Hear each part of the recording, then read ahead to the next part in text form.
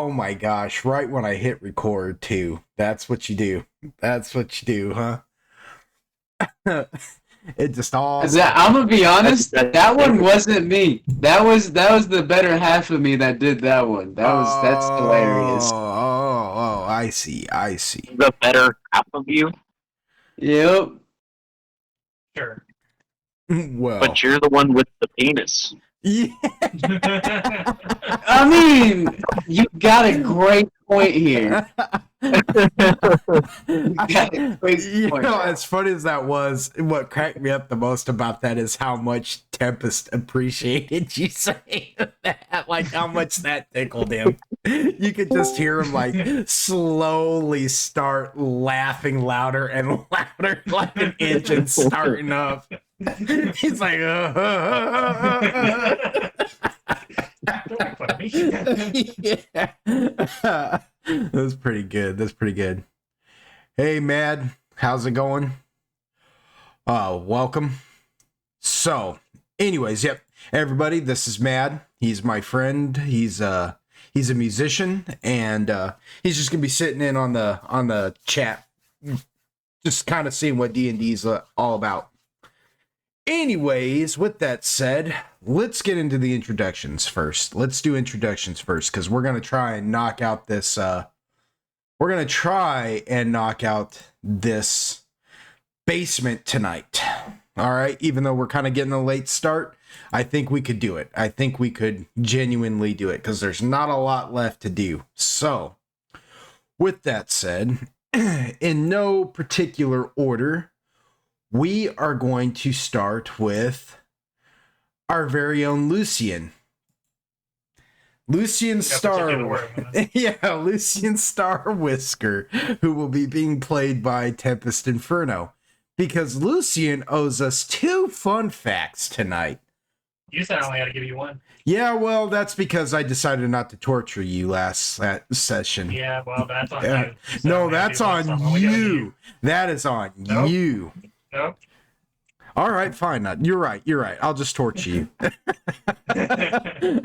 But he is a Tabaxi Warlock, and he will be being played by Tempest Inferno tonight. But you do owe us at least 1 fun fact, so hit us. He's allergic to avocado. He's allergic to avocado. He's lactose intolerant. Will literally eat strawberries out of a dead person's butthole. And he's allergic. Yeah. And he's allergic to avocado. Why do I feel like he should be working at Google more than adventuring around? Boy, AO really broke the mold when he picked his warlock with this one, didn't he? It's like he didn't know the story. It's like he was in a bet with somebody, and he's just like, "Yo, I'm just gonna you know." He made a bet with somebody. He's like, "I can make anybody a hero. Watch." Guacamole. Yeah. Well, that's Lucian Star Whisker, everybody. Tabaxi Warlock. Then we have Agaricus, the Mycetid Pion Mender. Mycetid are 4 feet tall, like, think halfling-sized people. They're mushroom folk. And what's a fun fact about Agaricus, Kassid? Oh, they will be being played by Kassid69, by the way. Ayo. Hey, They're like mycelium can like taste. their mycelium can taste. Of course it can. Of course it can. Of course it can. Jesus Christ. When Americus meets you real quick, he just licks you with his fucking mycelium. So that you can get an identification. He's like, oh yeah. Like a dog who smells your butthole. Yeah. They know what You should be you looking did. on Lucian now. Yeah, Weirdo. he gets a basic amount of information of you based on his mycelium lick. Yeah, it's like how a dog really does it too. Gargus is just like, I think he might be diabetic. Like they can just tell Yeah, that no kind of shit. stuff. Yeah, they're like, I think you might be diabetic. You're not getting enough. You have entirely too much fiber in your diet. Way too much fiber. Oh, I guess for for Mad too, since Mad's in the Discord and he can't necessarily see any of the stuff I'm posting on the OBS until the actual video drops. I will post the pictures of these characters for him so he can see what they look like as we go.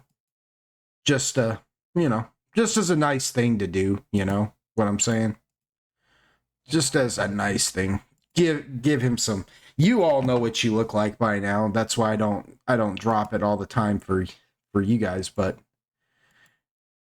and then we have Android and Agargus who are about to have themselves a nice little meme battle in the chat. They be coming hard with these memes. Real quick, breaking looked pretty bad for me. Is that just on my end, or is anyone else getting it? Do what? What'd you say? Maybe break on my end. You're breaking up pretty on that. I don't know if that's just me. You're breaking up. I can't. Yeah, you're kind of breaking up. It's my end. Yeah. You need to go slap that hamster. You just need to walk like 50 paces to the north and hit the curvature of the underside of the world, buddy. You pick it up. You pick up You the. need to invest in a taser so that when that dude is acting up, you can just go give him a little pop and he'll run faster. we're about to just go off. I can just tell right now that we're just gonna start bouncing these back and forth. All right, no, we're already running late. We don't have time for this. All right, so up next we have Android, who will be playing Eom. He's gonna have to reboot his Wi-Fi. Yeah, all that's kinds of issues. Yeah, so it's a good thing I didn't choose him next. Yes, but Eom, Android will be playing Eom, who is a woodwode, a wooden man, you could say. Woodwode are like dryads, tree nymphs, but the difference between them is while dryads can only travel so far from what is called their mother trees, woodwodes don't suffer from this problem. They're not as connected though to nature as dryads. It's kind of a trade-off. So yeah, but yeah, woodwodes tend to typically be they tend to typically be like infantry, for the dryads in protection of the forest and the trees and things like that. So what's a fun fact about Eom, Android?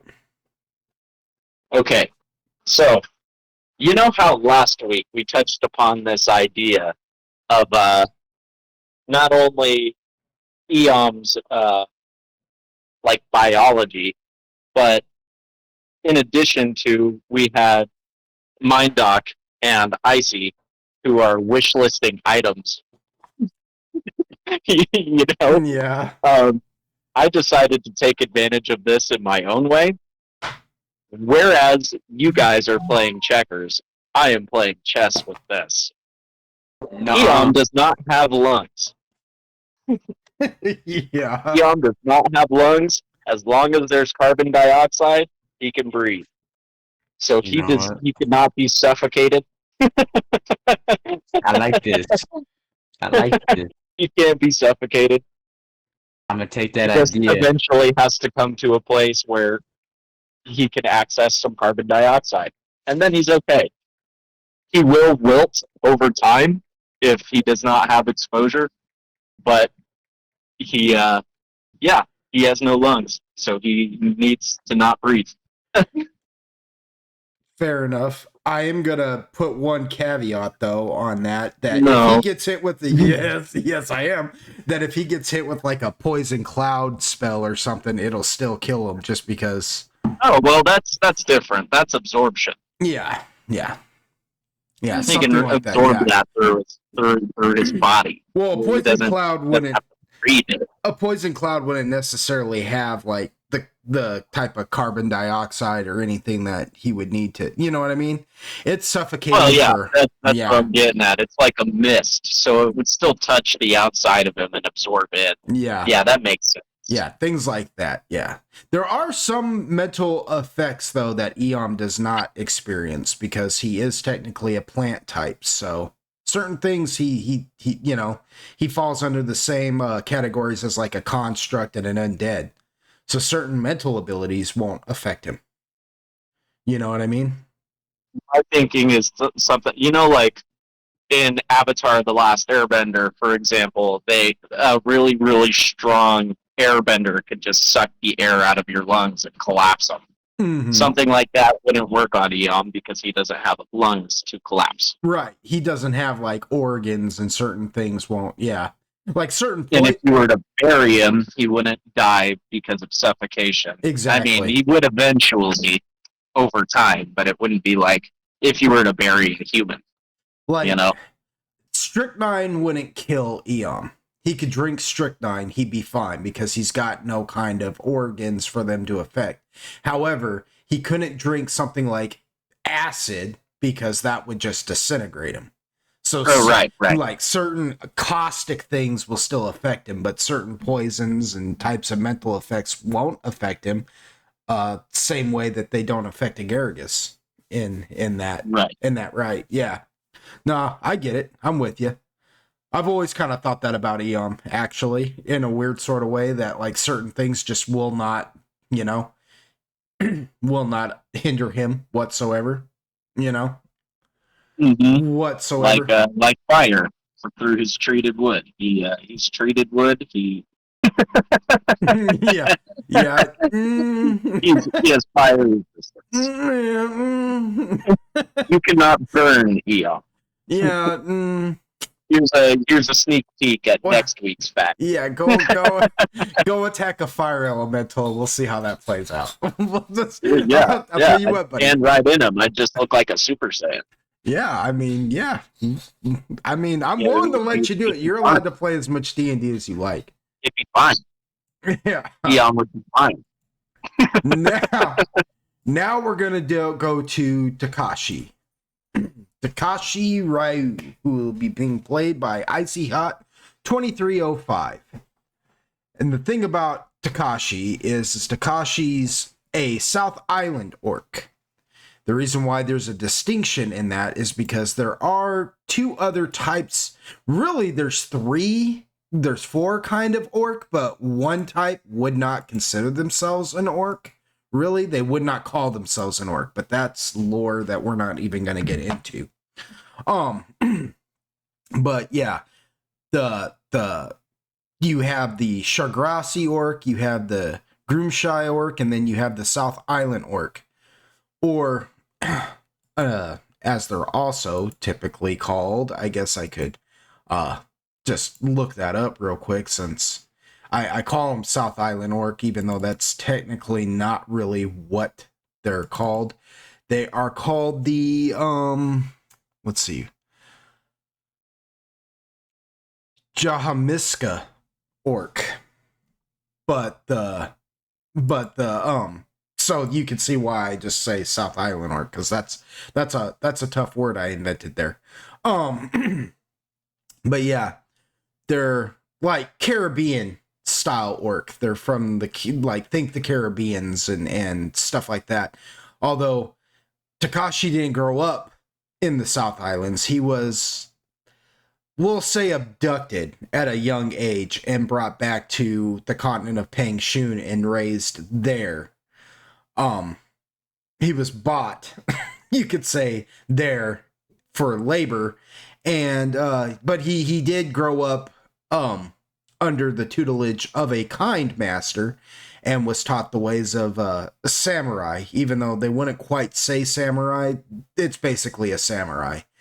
So think somebody being abducted from the Caribbeans and brought over to like Korea or something, and being raised there, or Japan, whatever, and being raised there, and that's why he has a more martial style. Thing about Jahamiska orc is that they're not tall and brutish like your typical orc. They're not like 6 feet tall, Conan the Barbarian stuff. No, they're more like comic book accurate Wolverine style orc. They're short. They're like 5.5 feet tall and just hulking tanks. So, yeah. What's a fun fact about Takashi? Icy? Fun fact about Takashi. Oh man, we're already going at it with the memes. What the? What? Oh yeah. Oh yeah.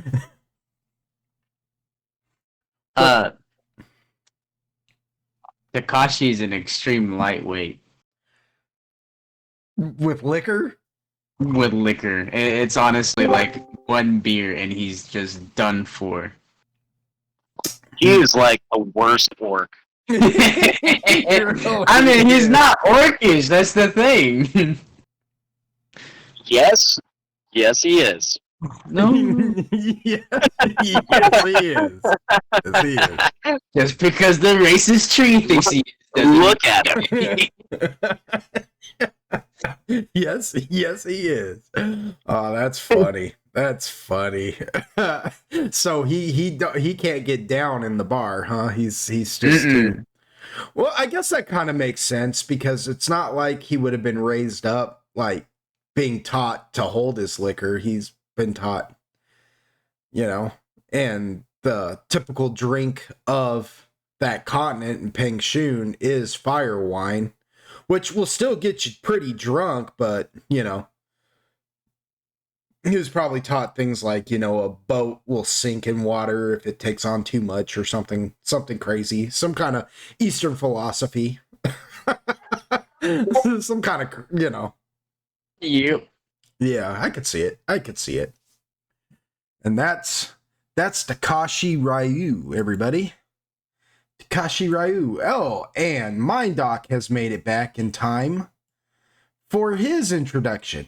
So we have Mindoc, who will be playing the twin high elves, Itarian and Circe Lixel, a brother-sister duo. We're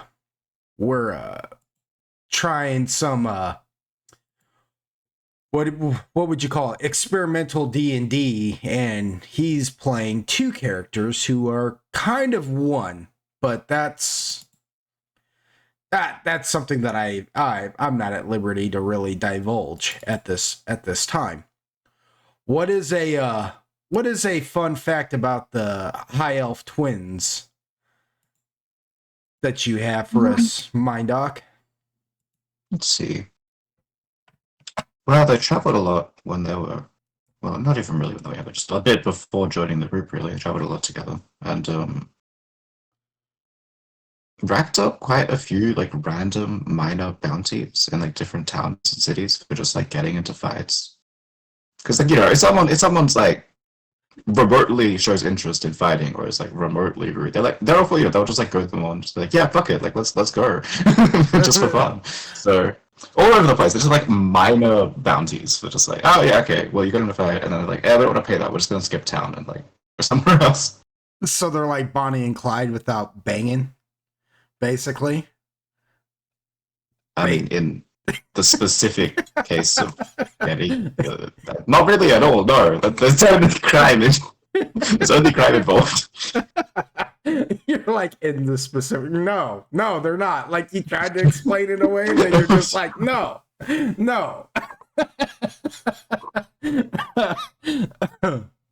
Yes, well, they are very flamboyant and not as stable as they appear sometimes. They when they saw the elemental eye, they were just like, it's beautiful, while it's sucking away their sanity. So that tells you something about them. That tells you something about them. That's the twins. Oh, and AGTX Dragons will still not be joining us until his work schedule clears up, but he normally plays Tathali, the fox type Roxasha, because in this campaign, in our homebrew world of Loxos, we have multiple types of Roxasha besides just your basic ones in the monster manuals. And he plays a fox type Roxasha. Yeah. He'll be joining us again soon enough. But just as an update on what happened to him, Tathali was turned to stone, and that's how we explained away her absence at the moment. So when he gets back, it can be cleared up fairly easy. I thought about it through and through, and that is what it is. And last but not least, I am your humble DM, Lord Pog of Lord Pog Gaming, and I want to welcome all you Golden Wonders out there for joining us for yet another session. And Matt, I want to thank you for joining us and just sitting in and hanging out. I DM who I like to call Dem Ol'school Gamers. I call the group Dem Ol'school Gamers because we play 3.5 Dungeons and Dragons, not 5th edition. So they're Dem Ol'school Gamers. And fun fact about me. This is a recent one. I know normally I dig up like little facts about my childhood and my past and the weird things like. Are you gonna talk about the prank you're pulling? I am gonna talk about the prank I'm pulling, yes. I was so proud of this. I was so proud of this on Friday that I called up Android instantly and told him about this, and I've just gotta talk about it because it's so It is pretty spectacular, man. it is so Machiavellian. It's just crazy because it's harmless. It really is a harmless prank, but it shows everyone just the level of, of strategy that I'm willing to pull to show everyone that, I dance, just dance when I say, and it's a harmless prank, but it's hilarious. See, at my job, I got hired on in aerospace engineering. I don't know how much about it I can actually talk about. So, because they're pretty tight-lipped about a lot of things. Like, I'm not allowed to take pictures. If they even see my cell phone out of my pocket in other than in designated areas, I will get fired instantly. So I don't really want to talk too much about it other than I'm in aerospace engineering, and it's a pretty big deal. And yeah, but I'm playing Hello Kitty Island Adventure. Thank you, Cassie. Thank you. But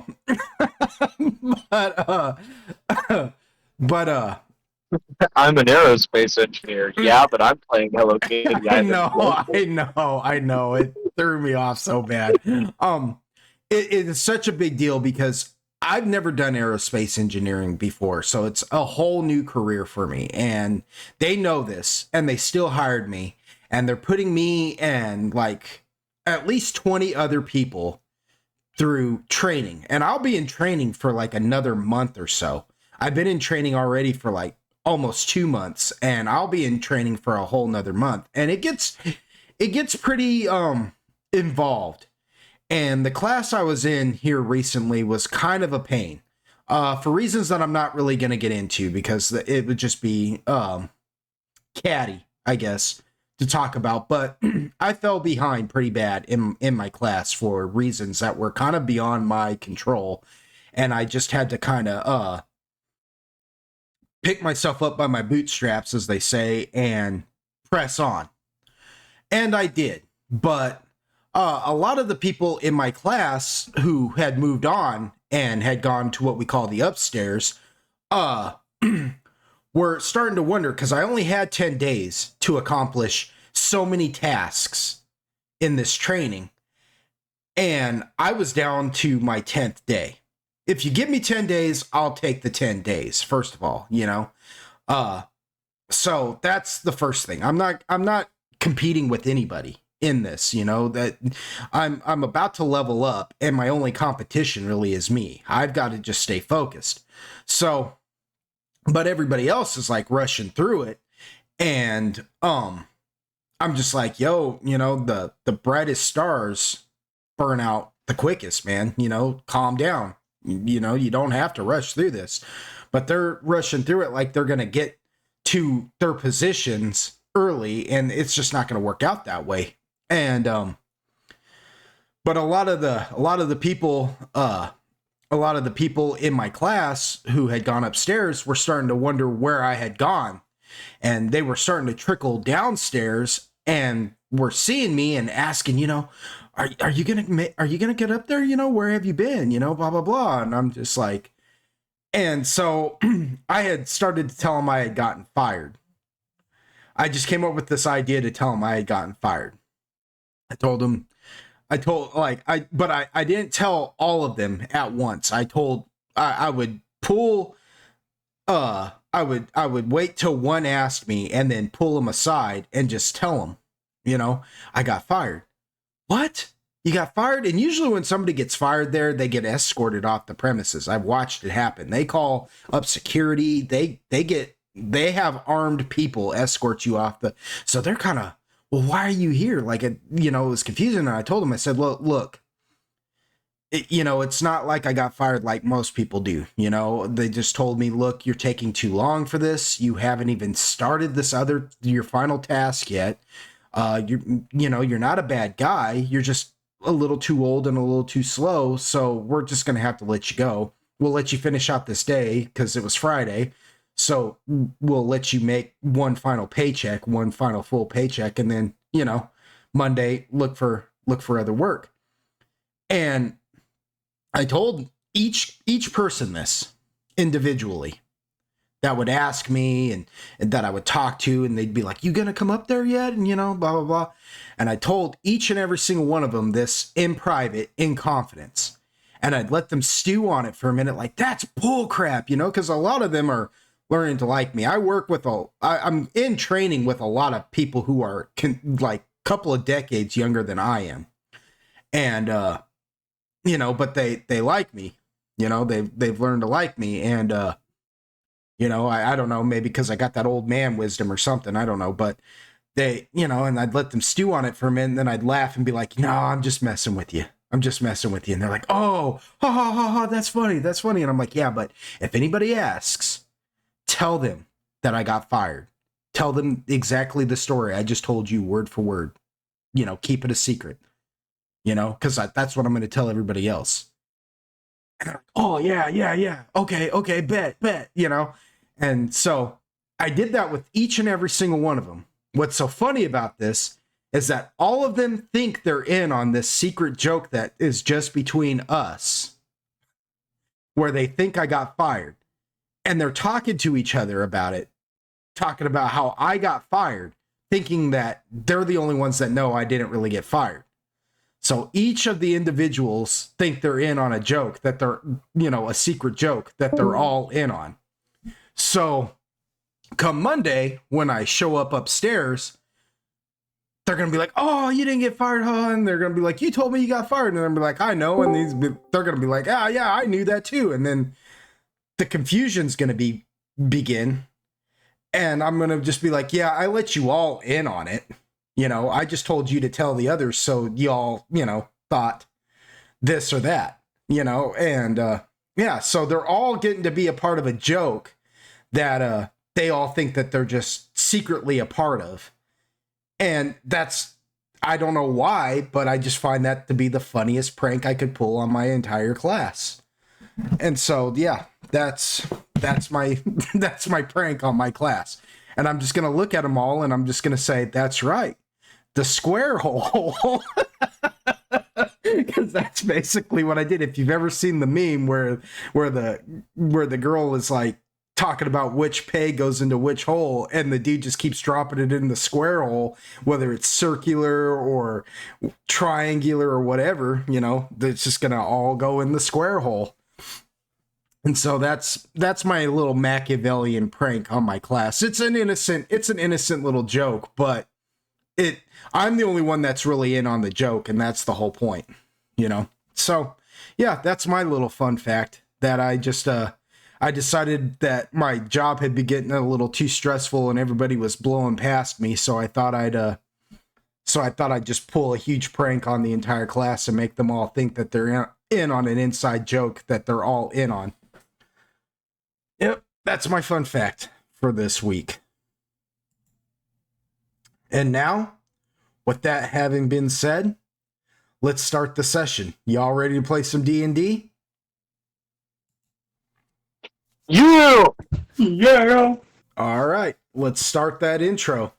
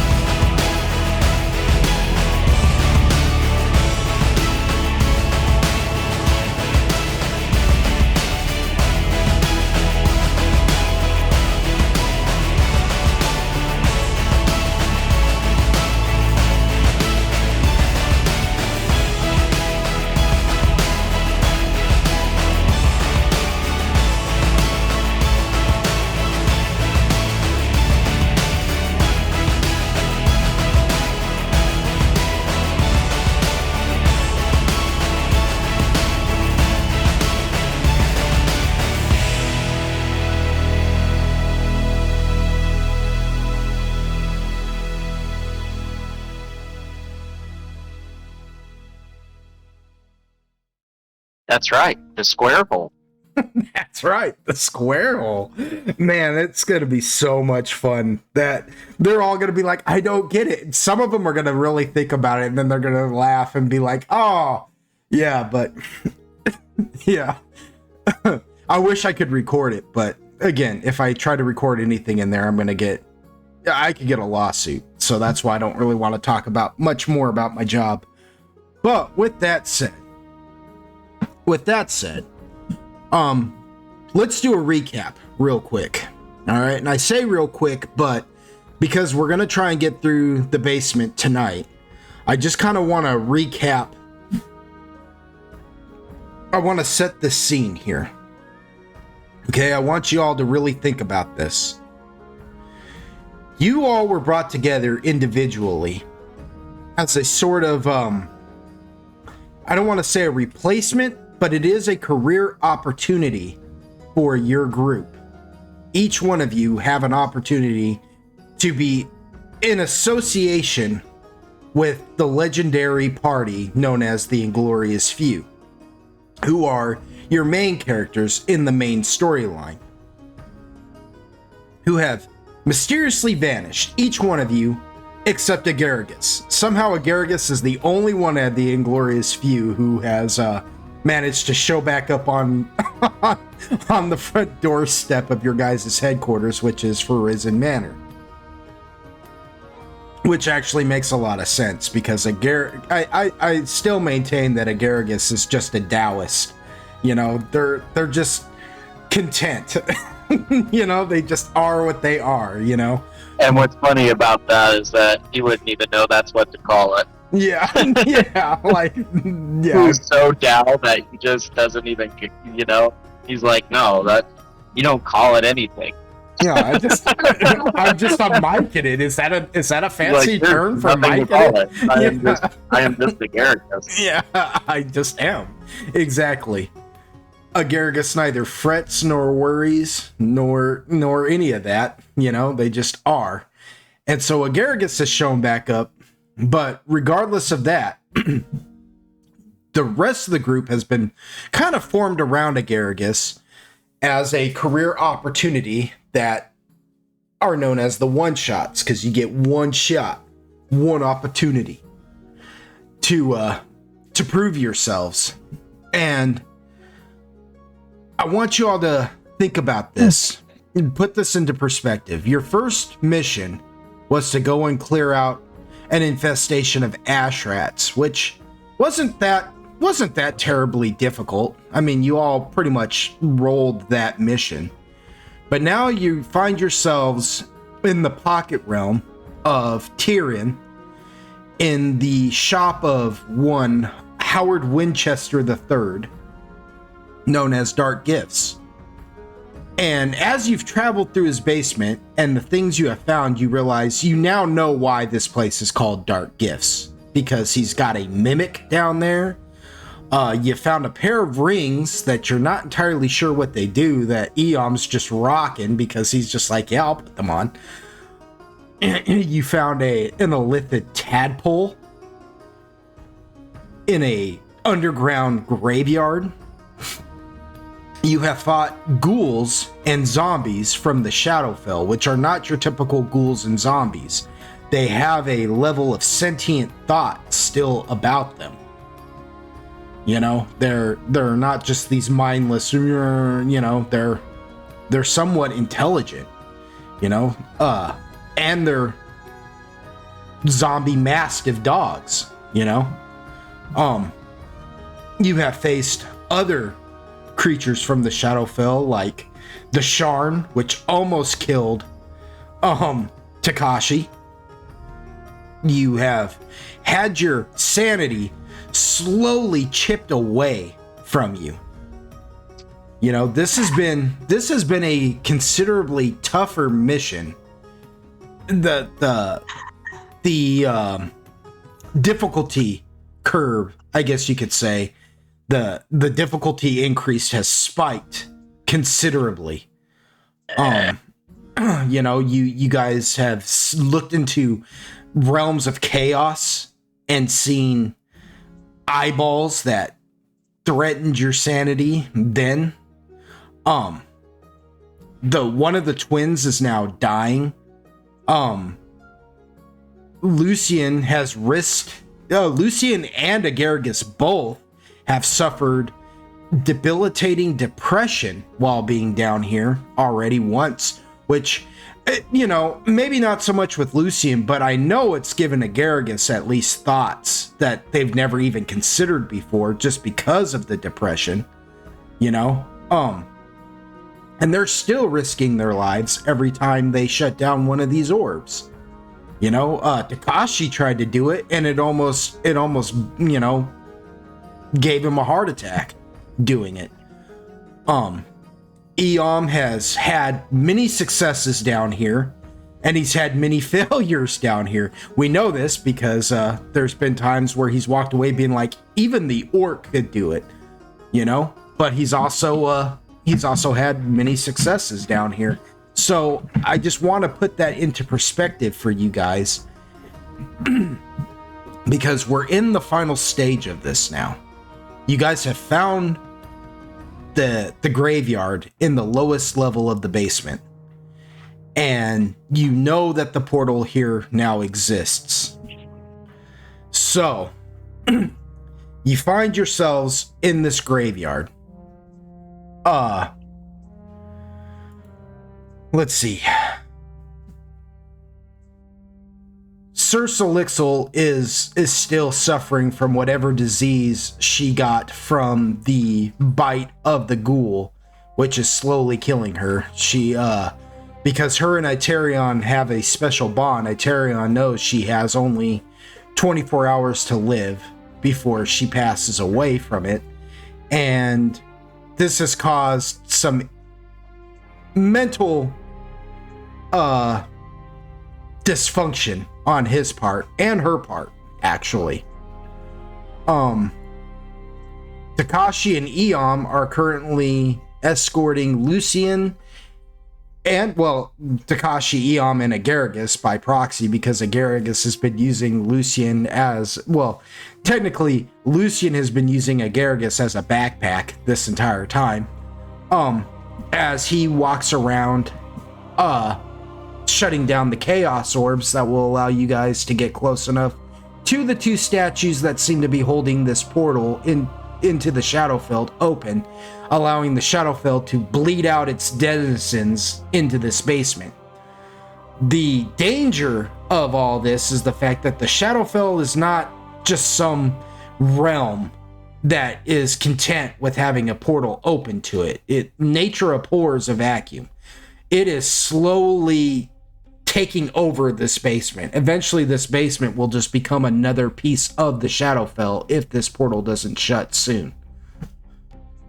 In front of you, Lucian, Eom, and Agaragis, about 15 feet away, is another one of these chaos orbs. Eom and Takashi are currently escorting you and Agaragis as you stand there on the precipice of one of those deeper shadows that seem to cover these orbs and make that one little area just seem unnaturally darker than the rest of its surrounding area. It's almost like, and I'm just gonna say, because you guys have already dealt with two orbs already, it's almost like an illusion. It's like, as long as the orb exists within the shadow, you can see everything in the shadow but the orb, and that's why it's almost like a natural cloaking device that it seems to be putting on itself. Where we left off was Eon letting Lucian look at the elithid tadpole that he found in one of the graves when he decided to go and desecrate one. And when he decided to go and desecrate one and grave rob it, basically. Oh, Glitchy is Glitchy's Mad's wife. She's also a musician with him as well, so I invited them both into the chat so they could listen in on this session if she wants. Mad, you can invite her in here. She can join the voice if she wants and listen in on the session as well if she wants. But yeah, with that said, that's where you guys are. Where we left off was Lucian was currently inspecting this tadpole, and he had to roll a sanity check, which he already rolled, and I don't remember if he failed it or passed it. But if he failed it, he probably already got rid of his. Yeah, so you probably already got rid of your sanity. We probably already rolled for all of that. So, yeah, because you had heard tale of the Illithid before, but you had thought they were just like a bad, like just a scary story that one comes across in like the in the astral plane. What they are, one of the cosmic horrors of the astral plane, and so you just thought, oh well. But now, having seen it, you now know that is not the case. But you are on the precipice of this orb and its deeper shadows. So the floor is yours, guys. What do you all want to do?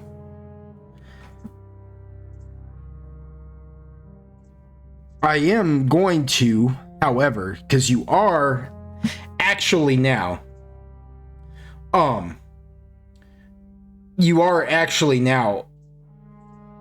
because you're closing orbs and stuff, for reasons I cannot tell you, you are now kind of on a time limit.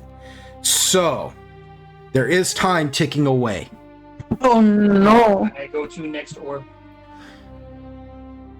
All right.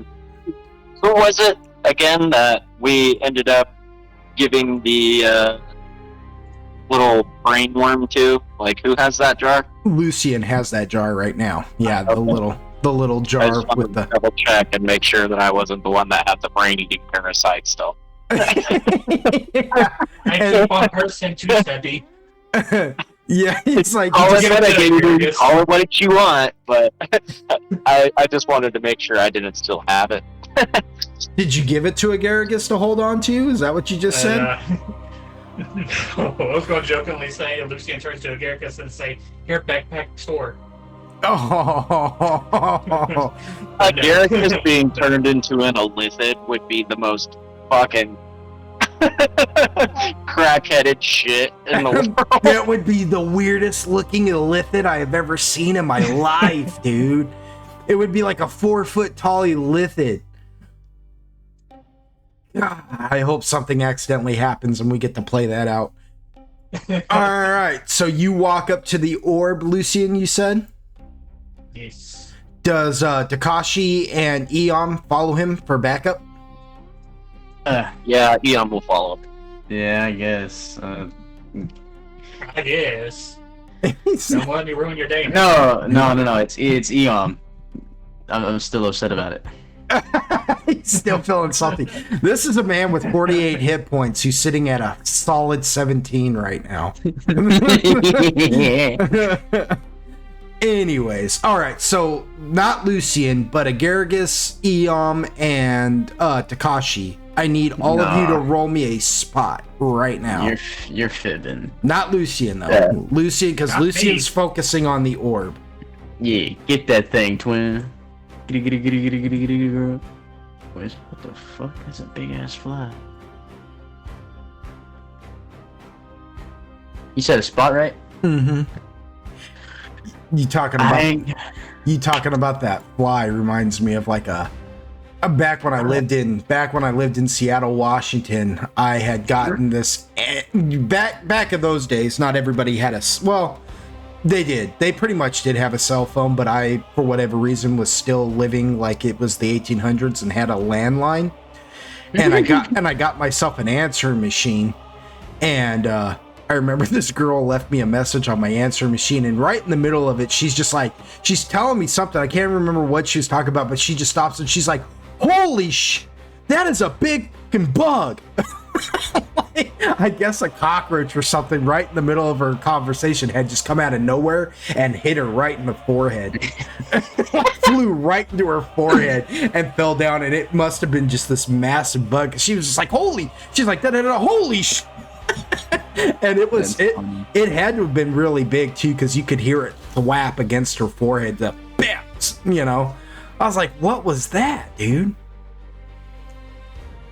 Well, this fucking fly is so fat that it's slow that I was able to smack it. I was like, damn.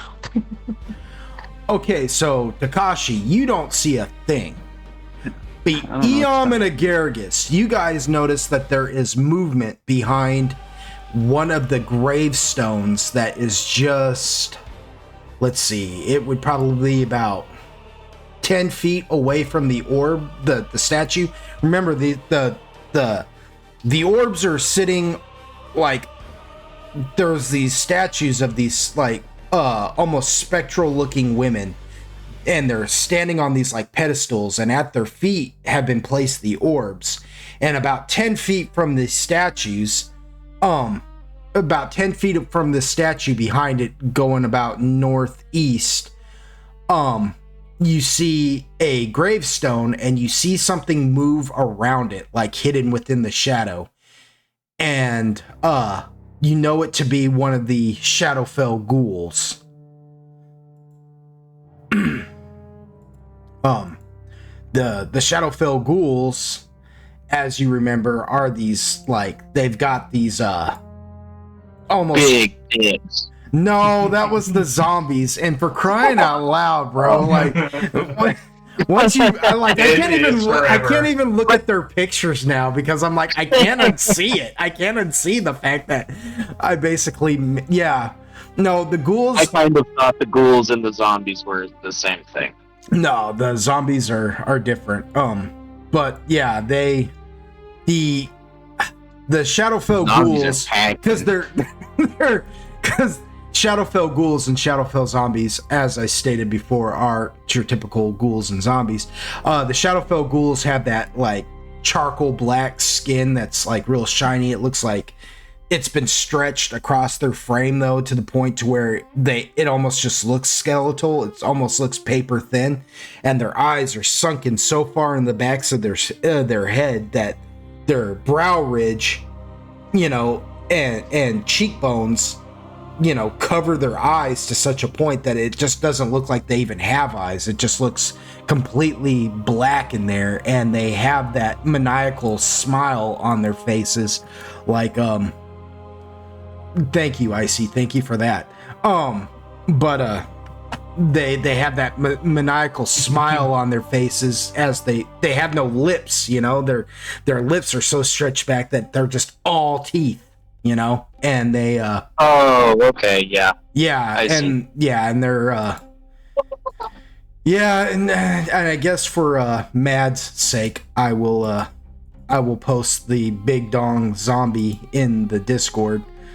Yeah, I mean, he does, man. Yeah, he does. Look at it. It's a fucking hog, bro. I did not anticipate that, but yeah, there it is. Thank this hog respectfully. But yeah, you guys see that ghoul. So while Lucian is going to shut down the orb, Agaragis, Eom, and Takashi can all go into combat with one another. Or not with one another, but with the ghoul, because it will not get a surprise attack because somebody spotted along with each other. Yeah, along with each other. Yes. What is Itarian and Sir Solixel doing right now? Mindoc? I think after Itarian's kind of picked Sir Solixel up a bit,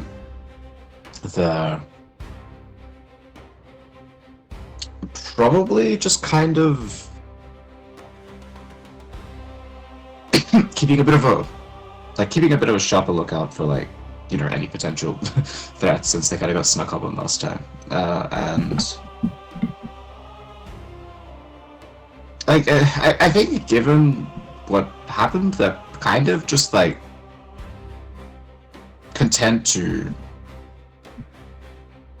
sort of just follow the group around. But last time they were with Okay, because you're only you guys are only 5 feet away from this portal right now. You guys are right in front of it. So since you're keeping a lookout right at this moment too, why don't they give me a spot check real quick?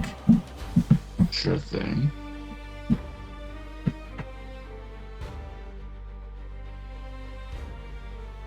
What does your keen elven eyes say? Your eyes don't speak. What am I talking about? I mean, what do they tell you? They Yeah. speak in Morse code. they say everything looks good. Yeah, they're just looking at that huh? Yep, that's definitely a portal.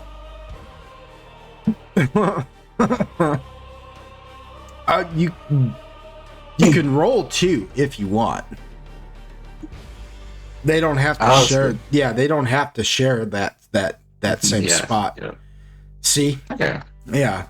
So which one noticed? Which one had the better roll? You tell me. I think choose. Since it Tarion was the one that actually like got fucked up, kind of.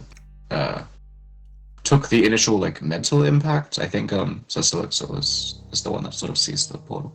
Okay, so as The one that notices.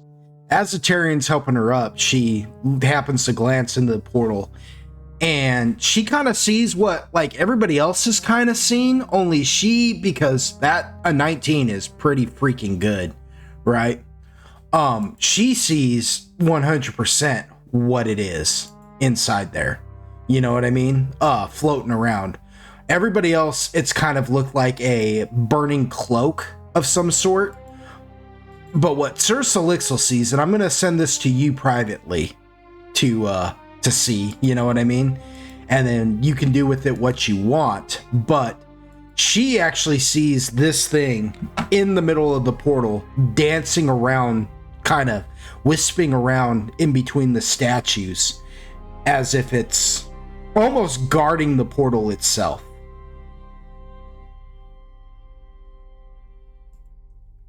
Right. That's sort of less than ideal. I think. So sorry. This is like through the portal, kind of. This is in, okay, so you know how the portal has the two statues, right, that are sitting catty corner from one another, and then the portal is like this spherical whirling energy all around it.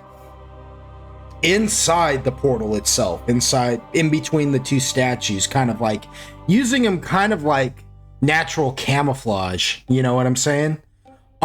Is where that thing is. Yeah, it's inside the portal, outside. But yeah, it's not on the outside of it, it's on the inside. You got the glyph on the ground that's got the portal opening, you know what I'm saying? That's holding the portal open. It's sitting in between it. It's almost like it's in between worlds right now. It's like one of the reasons why it's been able to kind of hide is because it can duck in and out of the material plane and the Shadowfell and kind of hide in between these two statues. You know what I'm saying? Yeah. So you realize... huh? Oh, no, go on. Oh, I was gonna say, so you realize the impact of what shutting these portals is probably gonna do. You know what I mean? Like, shutting this portal completely is probably gonna trap this thing out here. You know what I'm saying?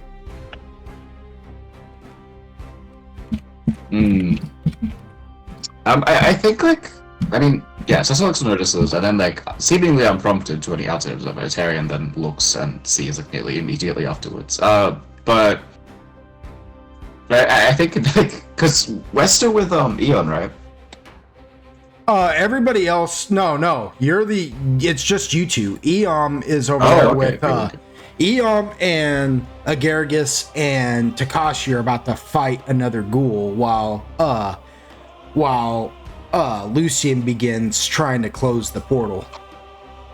When we it's like playing Russian roulette every time Lucian does this. It's so much fun. When we rolled that Arcana last time, did we figure out how we might close it? Yeah, Lucian figured out that that shutting down these chaos orbs is going to power down the two statues, or will power down whatever force field is blocking these statues. Yeah. It's almost like a force field right now. Like if you were to even touch that portal right now, you would just go into the Shadowfell. You know? Yeah. It's powering it down to the point to where you'll be able to get at the two statues that are holding the portal open. Is basically all it is. I mean, I don't have like a real technical explanation for it. Just think, if you need a technical explanation for it, just think magic. And I think they're still a bit entranced by the like imagery on the outside of the portal for a moment, and like so kind of like reaches an arm out as if like, you know, as if it will like kind of help them like feel it or something, you know, and then they just kind of like look at each other and shake their head and like just go back to the rest of the group, and just looks and says, "There's something through that portal that doesn't look very fun. Well, actually, it looks very fun for us, but maybe not you lot. You might want to close it quickly.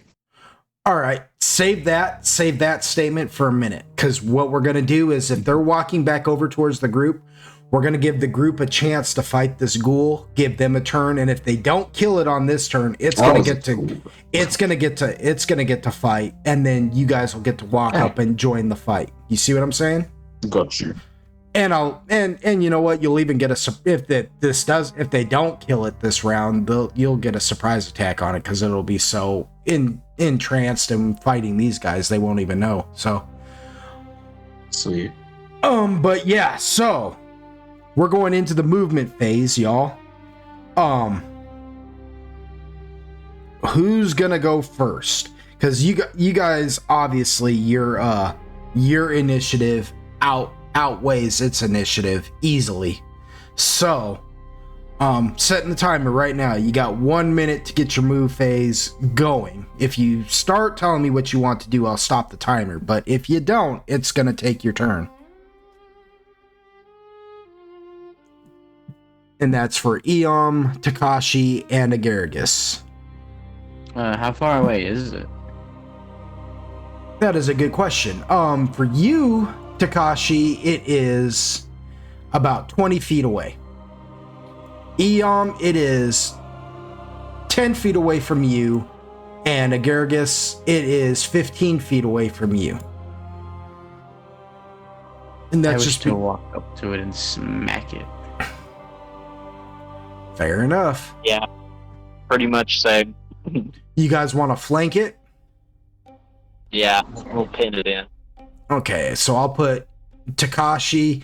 You go around the back side of the statue in Tombstone and come up on its flank because you can manage that with your movement. And Eom, you'll just come walking right up, dead ass to it. And Agaragis, you know, you're just kind of stuck where you're gonna be unless you want to jump off of Lucian's back. Nah. Nah.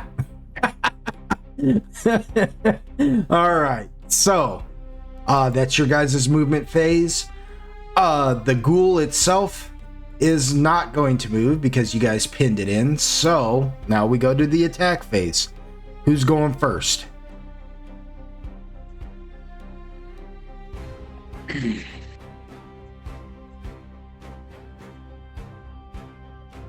I like how you all think that you'll be stepping on each other's toes if one of you goes first, but it's free movement, so I don't think that hits. it's free real estate, so no, it sure does not hit. That's you the miss it. I've rolled. Well, Jesus. okay, wait, hold on. You rolled a 10. It is flanked. Its AC would be no. You still miss it. Yeah. Yeah. So you get up from behind it and try to backstab it, and it just dodges your swing. You just come up from behind it and just try to chop down on it, and it just sidesteps you and giggles even kind of maniacally. It's a ghoul and it's giggling at you. It's like, yeah. My turn. Getting twins. Fuck that racist tree. You hit it. You did hit it. Yeah, keep talking. Keep talking.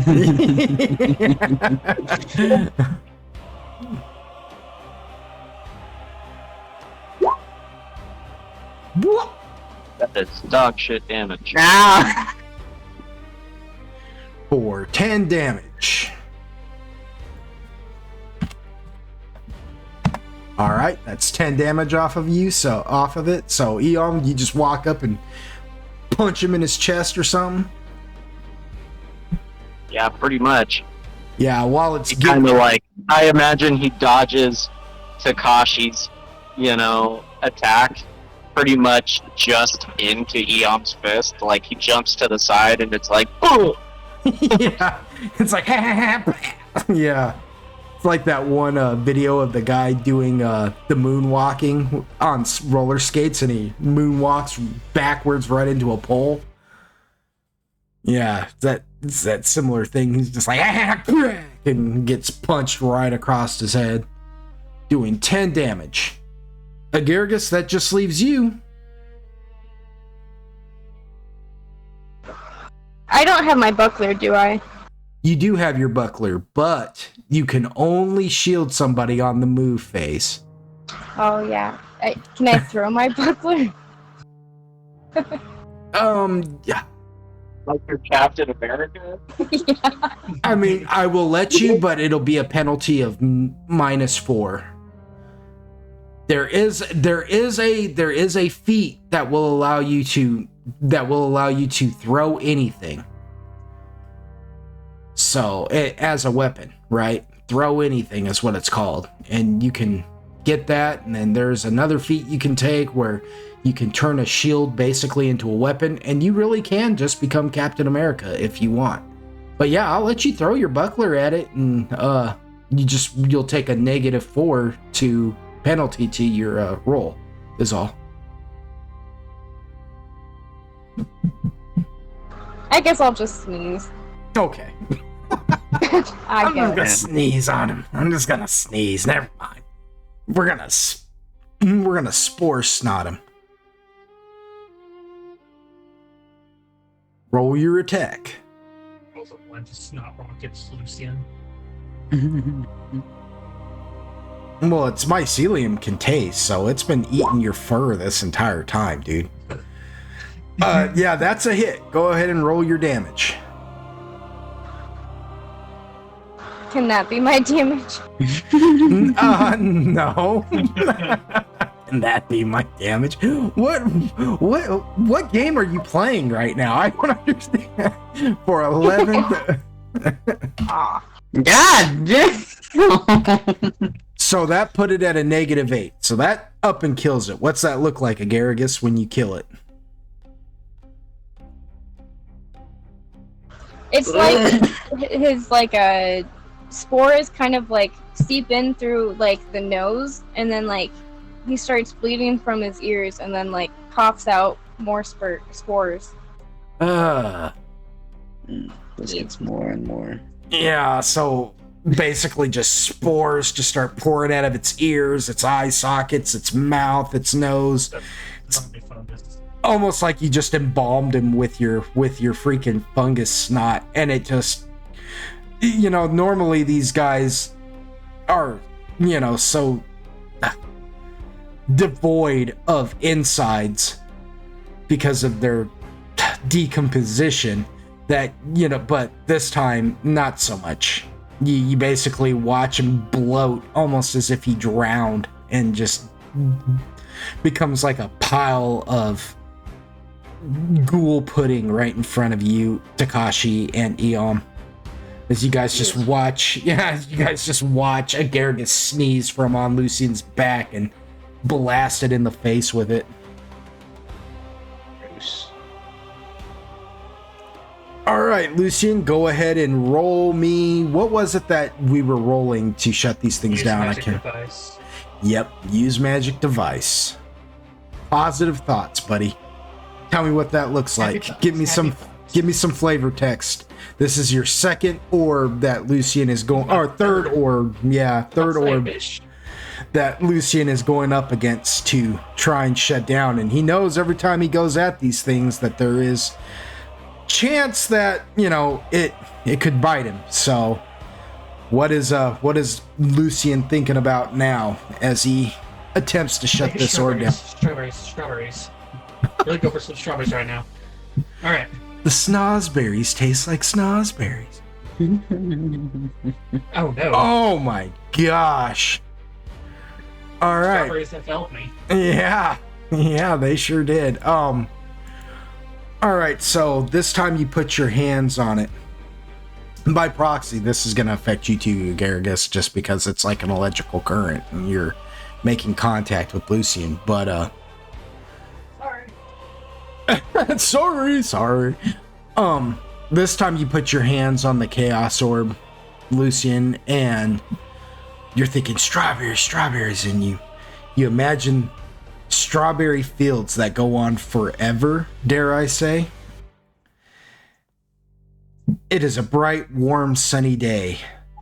Sun is shining down on these beautiful. I'm about to be put down. on these beautiful strawberries. Well, I mean, it's not gonna be. I'm not gonna be gentle. As you put your hands down on this, and the sun is shining down on this beautiful, endless field of strawberries, and you can almost smell them, taste them, the jams, the preservatives that they make. Strawberry wine. Delicious. And then all of a sudden, rain clouds form in the sky, blotting out the beautiful blue sky and its nice, gentle sunshine. The breeze picks up, and these clouds, they become gray with streaks of red lightning that flash through them. And one of the streaks of lightning hits the fields and instantly puts them up in the flames, and you see the face of death in those flames as all this chaos begins to envelop,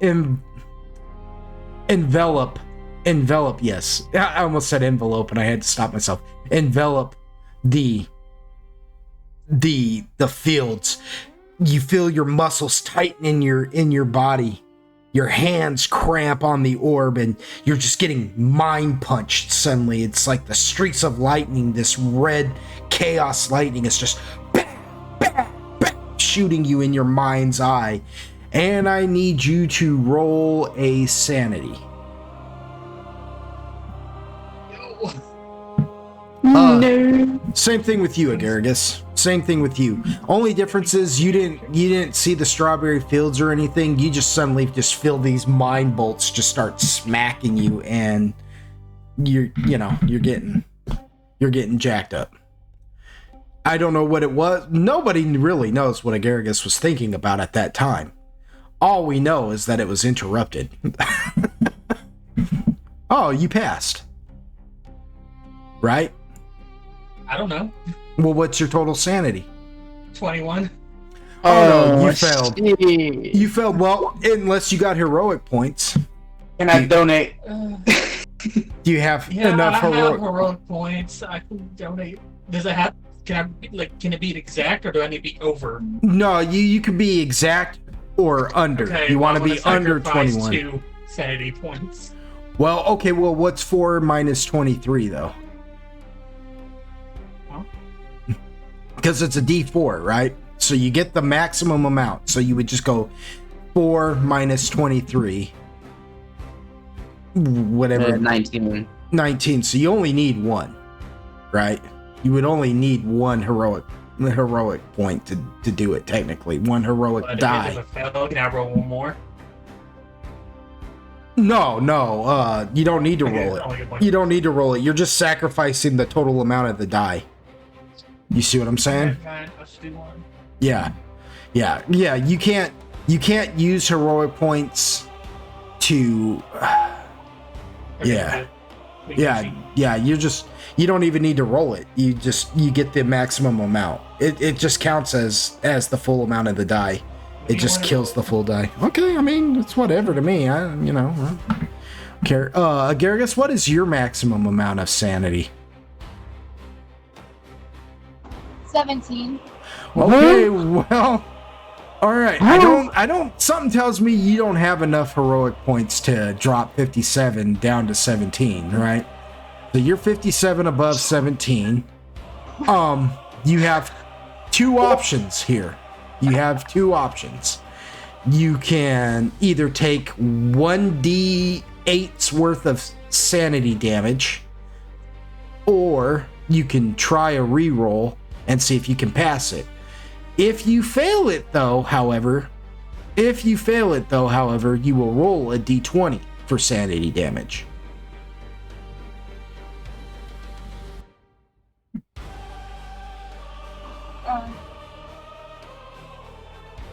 And you cannot use your luck rolls for these. Yeah. I knew that was gonna be the next question, and I'm like, nah. Sorry, Garrett. What was my first option? You can just roll a d8 and subtract 17 from that. How is 17 your max sanity? Good grief. Well, 20 is my max, but I've got 17. Oh, so you've taken some damage. Okay. Yeah. So you can roll a d8 minus that from 17, or you can try a re-roll, but if you fail that second re-roll, you're rolling a d20.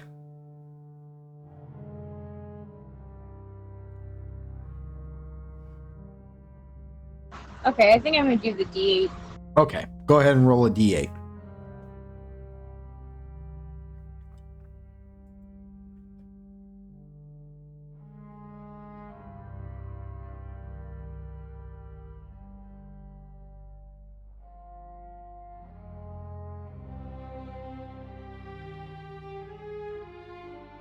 So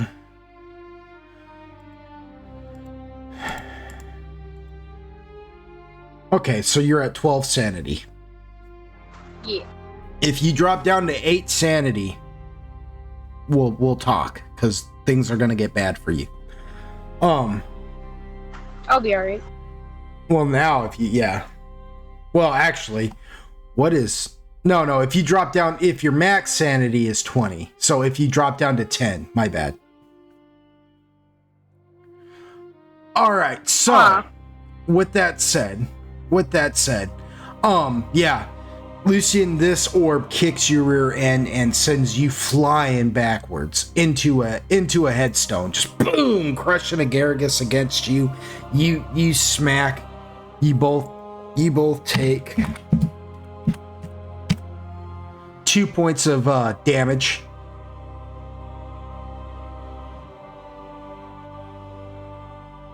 So, just knock off 2 points of damage off of your max health. Whatever your health is sitting at right now. Take 2 points of damage.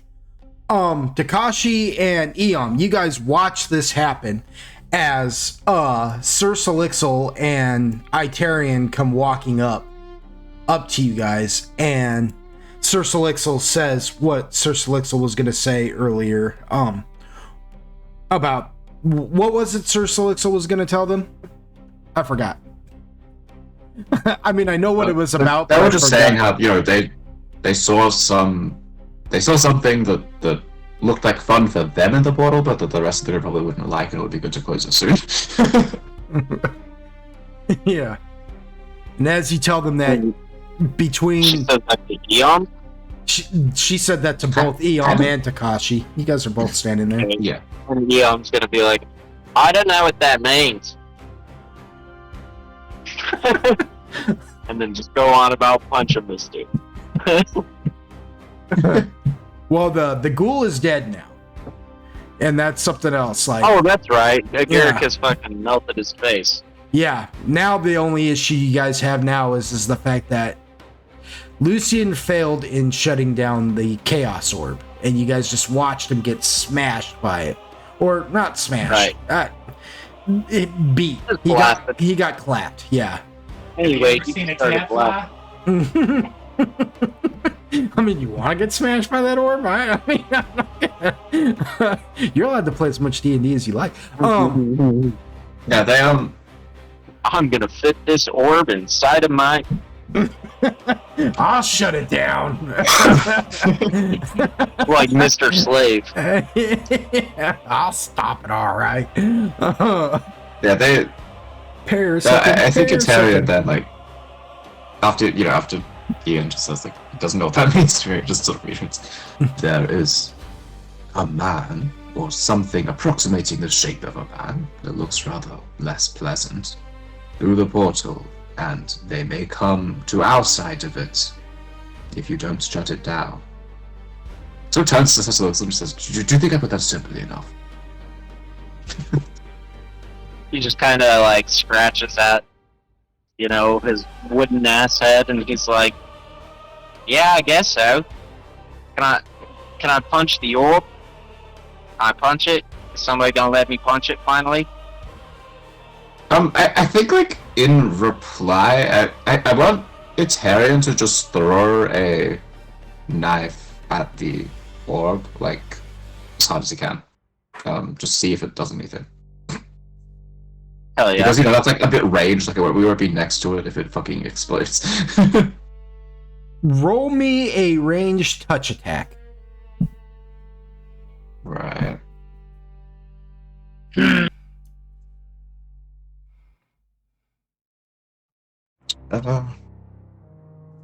Or even. I forget what that is.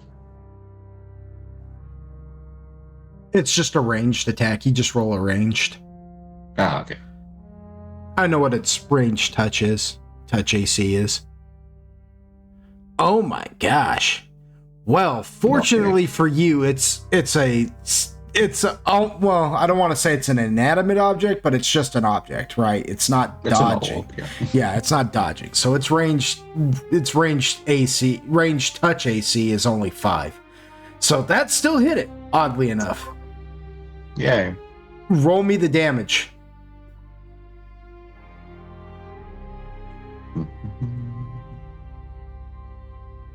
Oh my god. Wow. Everyone is rolling one. Yeah, you guys are rolling But bangers. like, what I'm looking for though is just, is there any reaction? Like, is it like, you know, does it cut it? Like, is there like a, you know, a scratch, or like, you know, is it just, does it react with energy? Like, it's just a test. So Maybe yeah. So this is what happens when you do that, because you did damage it, right? You did damage it.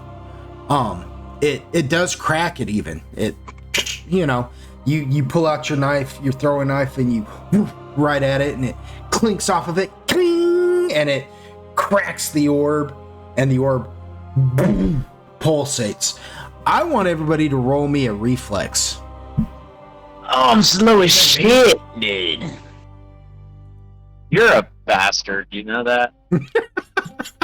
I've been informed by the thing, though. I have to roll it too.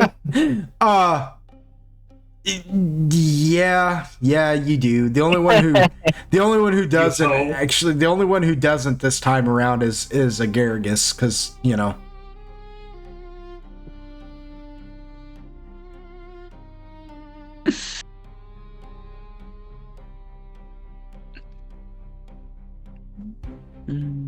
Just waiting on the twins now.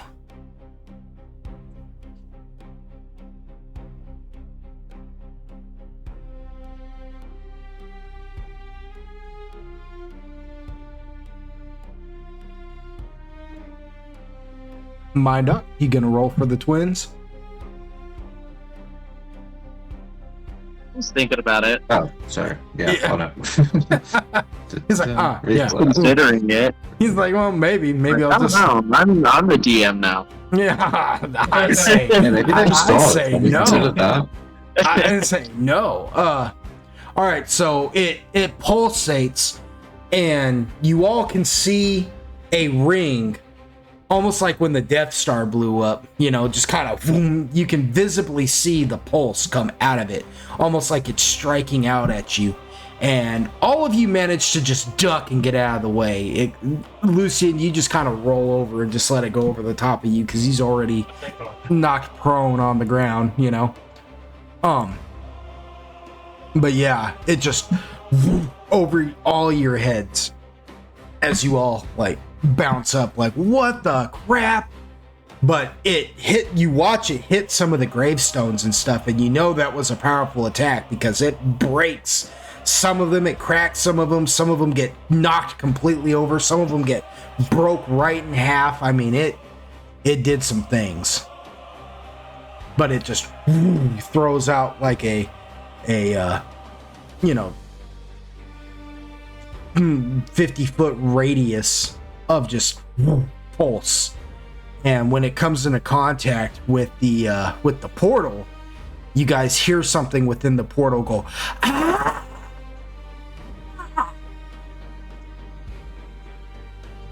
It is hollow and it echoes out amongst this cavernous graveyard. What do you all do? So I'll start blasting. So I start blasting, right? Yeah, kind of. I'll just blast. That's course of action. So the Spanish chick, she was like, I was trying to find that. Lucian's salty. I'm an Eldritch Blast on that orb. All right, go for it. Roll me a ranged touch attack on it. Oh my god. Can I just? Mother. Okay, Oh, that's two you at once. you straight Yes. up missed it too. Like you go. Its ranged touch was only a 5, and you somehow missed it.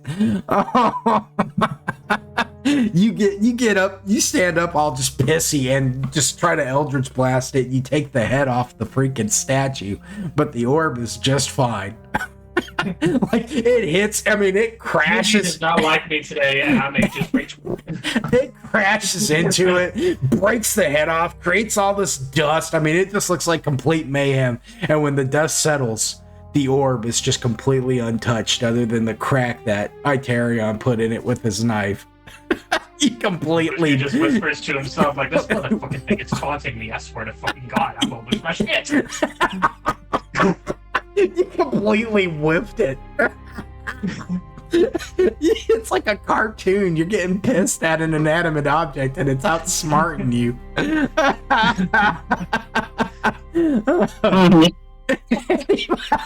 Does anyone else have any ideas?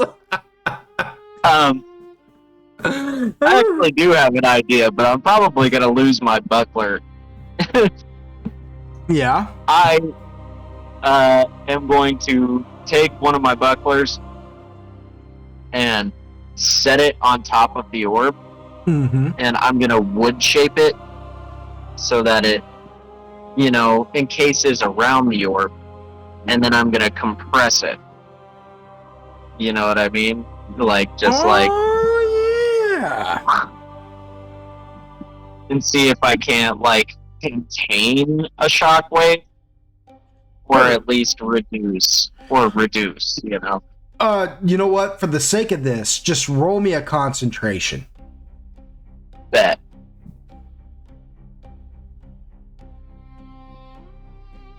We'll say 15. DC 15.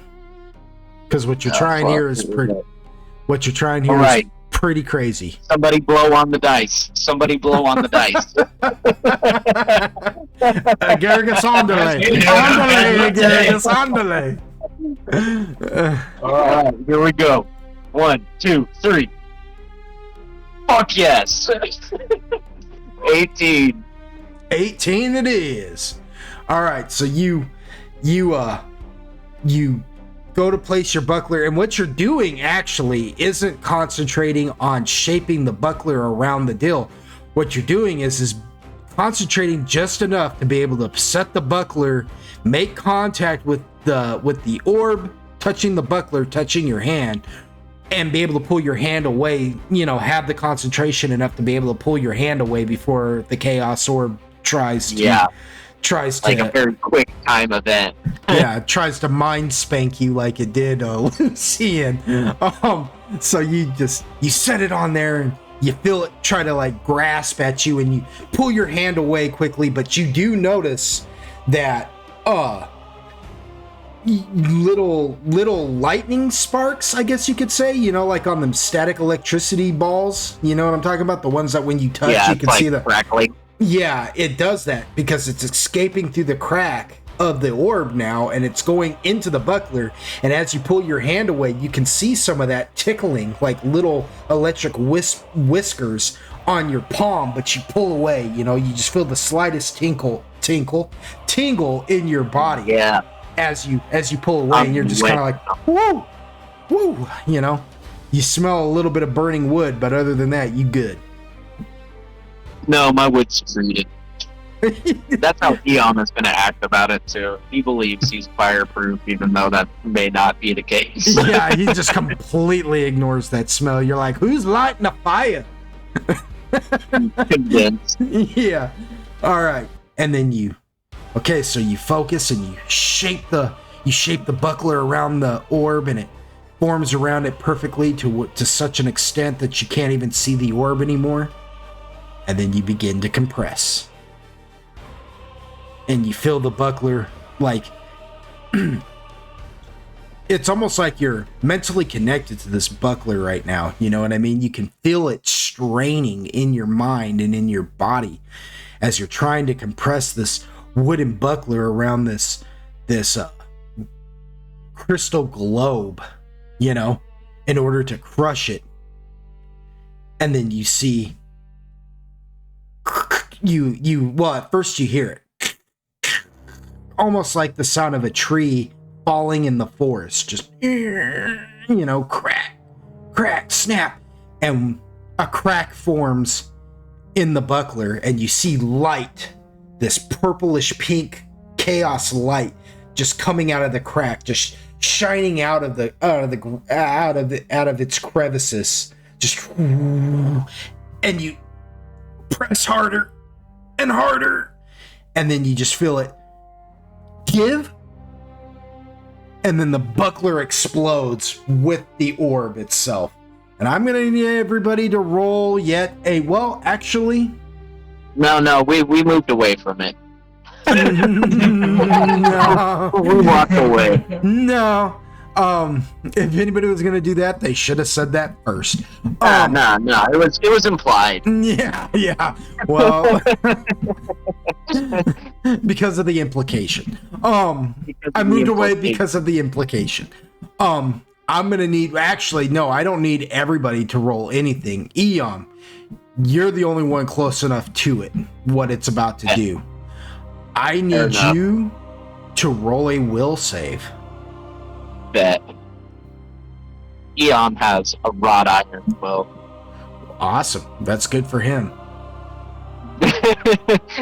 At least in roleplay. DC 10. No, oh I my fucking gosh. No, I fucking said. Oh, As I hold was on. saying it, Do I have any heroic ones? I don't think so. you might. I should have. I think I gave everybody heroic points as a reward for. I think you gave us some the other day, but I have 5 heroic points. All right. Okay. So does one heroic point add a D4, or is it just one straight point? No, you roll it. For something like this, you roll. The only time you get the maximum amount of the heroic point for each die is during your sanity. It would always be like, let's say your total sanity is 20 and you roll like a 23, right? Like what happened earlier. You would just say, I'm using a heroic point or a heroic die. If you want, you get the maximum amount of 4. So you just minus 4 from 23 to get, you see what I'm saying? Something like this, you're trying to get higher. So you got to roll that die and add the total to the amount to see if you can, you know, hit your mark. Okay, so it's a D4 then, right? Yes. Blow on the dice. Oh, exactly what I needed. Fuck yeah. All right, so it explodes on you and you get hit with all this chaos energy and it threatens to tear your mind completely apart. And you feel it just creep into you. The chaos just creeps into you, wanting to tear your mind completely asunder with chaos, trying to show you things, trying to show you such delights. You know? And then Leon's like, hold on a second. I'm a tree. Yeah, you can hear Pinhead being like, I have such delights to share with you. You know what I mean? And yeah, you're like, wait, I'm a tree though. And and he's just like, no. And yeah, and you manage to keep it together. But that was a lot. All in all though, that was a lot. Even, as much of a tree as Eom, whether he wants to admit it to himself or not, that's up to you. But just know, in the back of his mind, he knows that was a lot. You know what I'm saying? Oh, yeah. Whatever he If wants. anybody asked him, he would not admit it. But Yeah. He might not even really admit it to himself, but somewhere in the back of his mind, he knows, holy crap. Holy crap. And that orb is officially gone now. And just like with the other two, the shadows lift from this area. And you only have one area left. And we'll just judge this from Sir Salixal and Atarian because they're the closest ones. It's about 50 feet.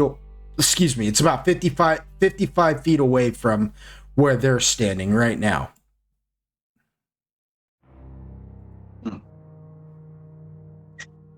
So it's just slightly further away for everybody else is what I'm saying. Well, I've got another buckle. But it's my last one. Neon's gonna be like, see? It was that easy. Lucy's just gonna give him a side eye. And he's gonna head off towards the last one. All right. I think the twins are more than happy to watch this play out. At a safe distance, at a good safe distance. Yeah, I mean, Yeah. this is what they're here for. This is their skill set, and it's kind of funny. Right.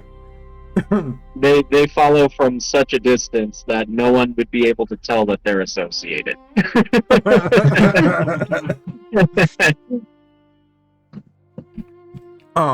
What about Takashi and Lucian and Agargus?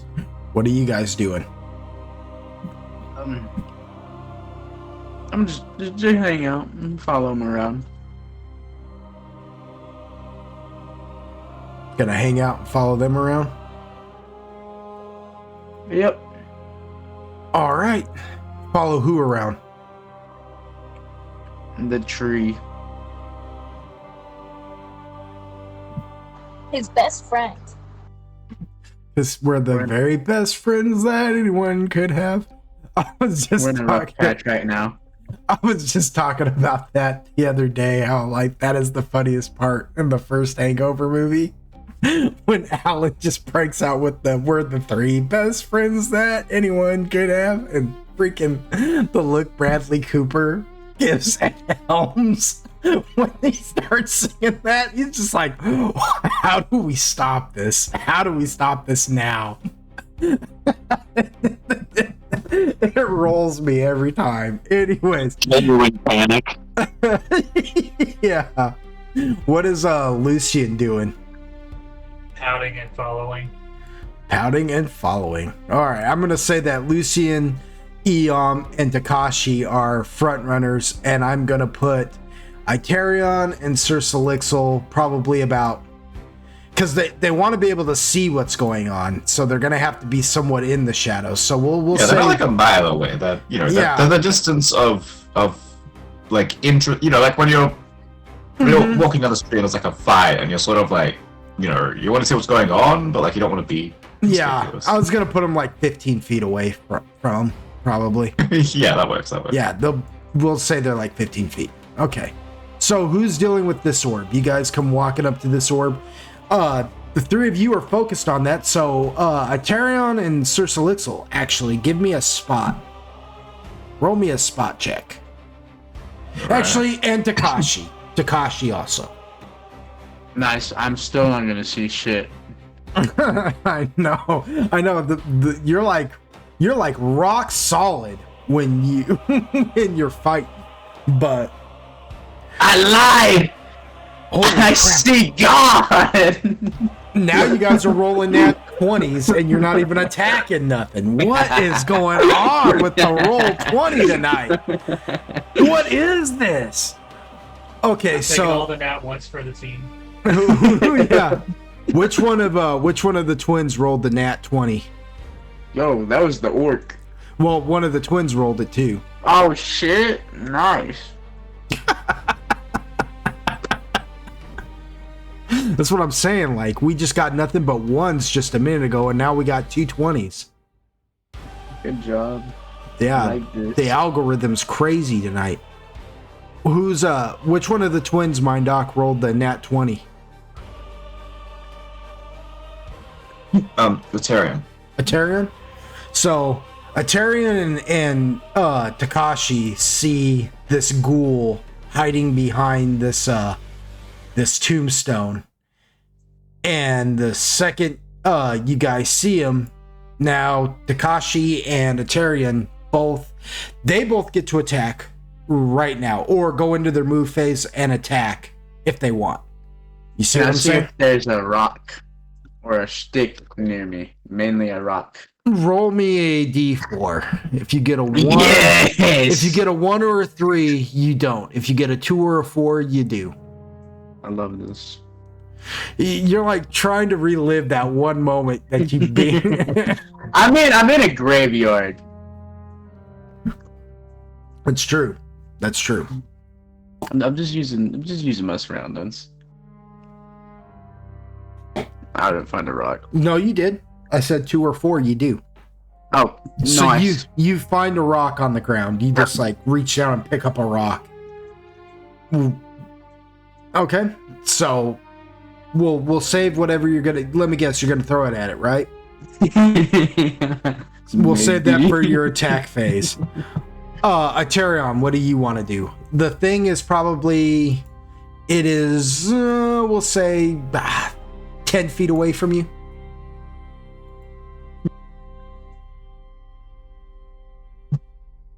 I can't have to mute for a coughing fit, but let's see. 10 feet. I guess since he notices it by proxy, so does Sir Salixel now as well. I didn't think about that. I mean, okay, it was clearly trying to hide, right? Yeah, it was. But Yeah, you, cool. you Throwing caught it. knife. Throwing knife. What? Throwing. What? Okay, so if you want, Sir Salixel can throw a knife at it too, because Itarian noticed it, and so he's gonna be like, boom, and you know, Yeah, the little exclamation point's gonna pop up over his head. What? You know, and then you guys are gonna be looking for Solid Snake. Because yeah, this will also hopefully alert the others to its presence. Is the idea. All right, since that's your guys' move phase, just preparing to throw a bunch of stuff at it, it's going to you know what? We'll say you guys take it by surprise, so we'll just let you play this out real quick. So go ahead and roll your attacks. They're ranged done. attacks, though. Yeah, they're just ranged attacks, not ranged Yeah, I thought touch. Slow. Huh? Oh, okay. But yeah, no, this I don't think any of it fits. is I didn't hit. Do what? Can you hear me? Mm-hmm. Oh, okay. Just making sure. Yeah. Yeah, just roll ranged attacks on it. We'll give you a surprise attack. You caught it flat-footed, so that's gonna do something different to its AC. Cool roll. Oh, okay. You did roll. Sorry, I was Yeah. looking at something. What is its touch? Or it's flat-footed. Only one of the twins hit it. I don't care which one. You can choose. Mind up. Cool. So hit it. Then I mean. Okay. Control. 4. 6 points of damage. All right. All right, so it doesn't realize that you guys can see it as it's trying to sneak up on you guys, and like, Kakashi picks up a rock and throws it. Itarian throws a knife at it, and Sir Salixel throws a knife at it, and it's just like, oh crap! And then it catches a knife to its forehead, and it's just like, ah, you know, and like pulls the knife out, and it's just looking at you guys like, what the heck? And now everybody's been alerted to this thing's presence. Eom, Lucian, and Agargus. You guys are now aware of its presence. And now we'll go into the move phase. So who wants to move first? How far away is it? From you, Takashi, it is probably, we'll say 5 feet. Okay. No, it's at least 10 feet, my bad. If it was 5 feet, it would have you in melee. Fight me. Fight me now. You want to move in on it? See. All right. You move in on it. Who else is doing what? Who's closest? Well, Takashi is now. No. Jinx. Yeah, I'm gonna move in on it too. Okay. Okay, you move about 10 feet up to it as well.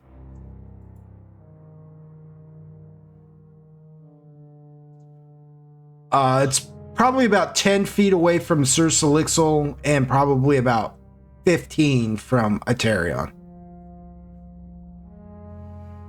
Can I like shield Takashi? Sure.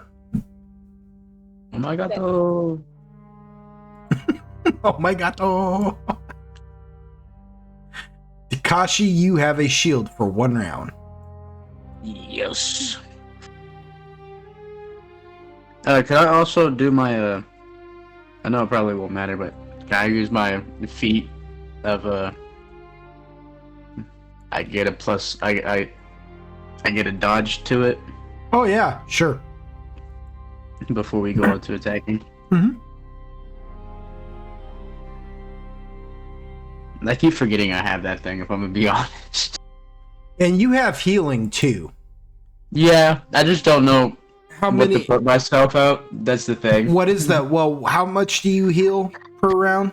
5. 5. So we'll say you've probably healed about 10 hit points at this point. Oh my gosh! Yes, we're finally at least halfway there. Yeah, yeah, you're sitting at a solid 27. Yeah. Out of the 17, I'm happy with that. Playing it a little close to heart. Is the twins going to move? Is Lucien going to move? Does Lucien have a clear view of the? You do not. You do not. You are you wouldn't. You're the closest one to the orb, and Takashi and Eom stepped up to the ghoul. You would have to go, let's see, just 15 feet north, and you would have a clear shot. Nah, if I'm closest to the orb, then I'm just going for the orb. Okay. So you want to just go for the orb again? Going for the orb. Okay. What about the twins?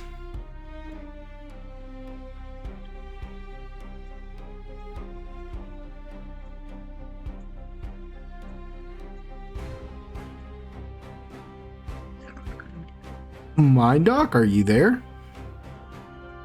I'm muted, great. So it's kind of fucked up over here, so I think I'm just gonna stay back and cast a spell. Just going to cast Bulwark of Reality, which is just their like AC improving spell, and shift it over to Aterion, who will charge him. Okay, so Aterion has got an AC improving spell. All right. Yeah, that's basically how every fight. It's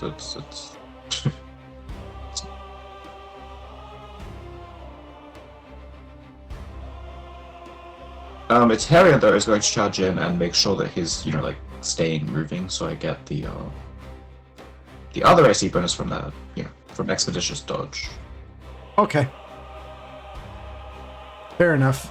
We'll just say Aterion, because he's got the movement to do that, steps around Sir Salixel and moves in on the backside of the ghoul, which will flank him.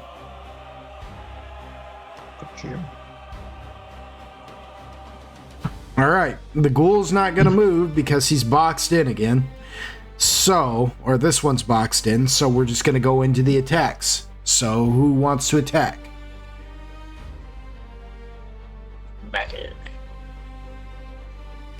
That is a hit. Does that hit? That is a hit. He rolls a straight up 1 for his damage. I would die. I will cry. He sure did roll a straight up 1 for your Oh, damage. Oh, 1 being 8 damage though is pretty good. Yeah, that is really good. At least that, because that killed it. That put it at a -1. So you did kill it. You did manage to go in there and you guys just ran in on it and just, Takashi, you just run in and wreck it real fast. What's that look like?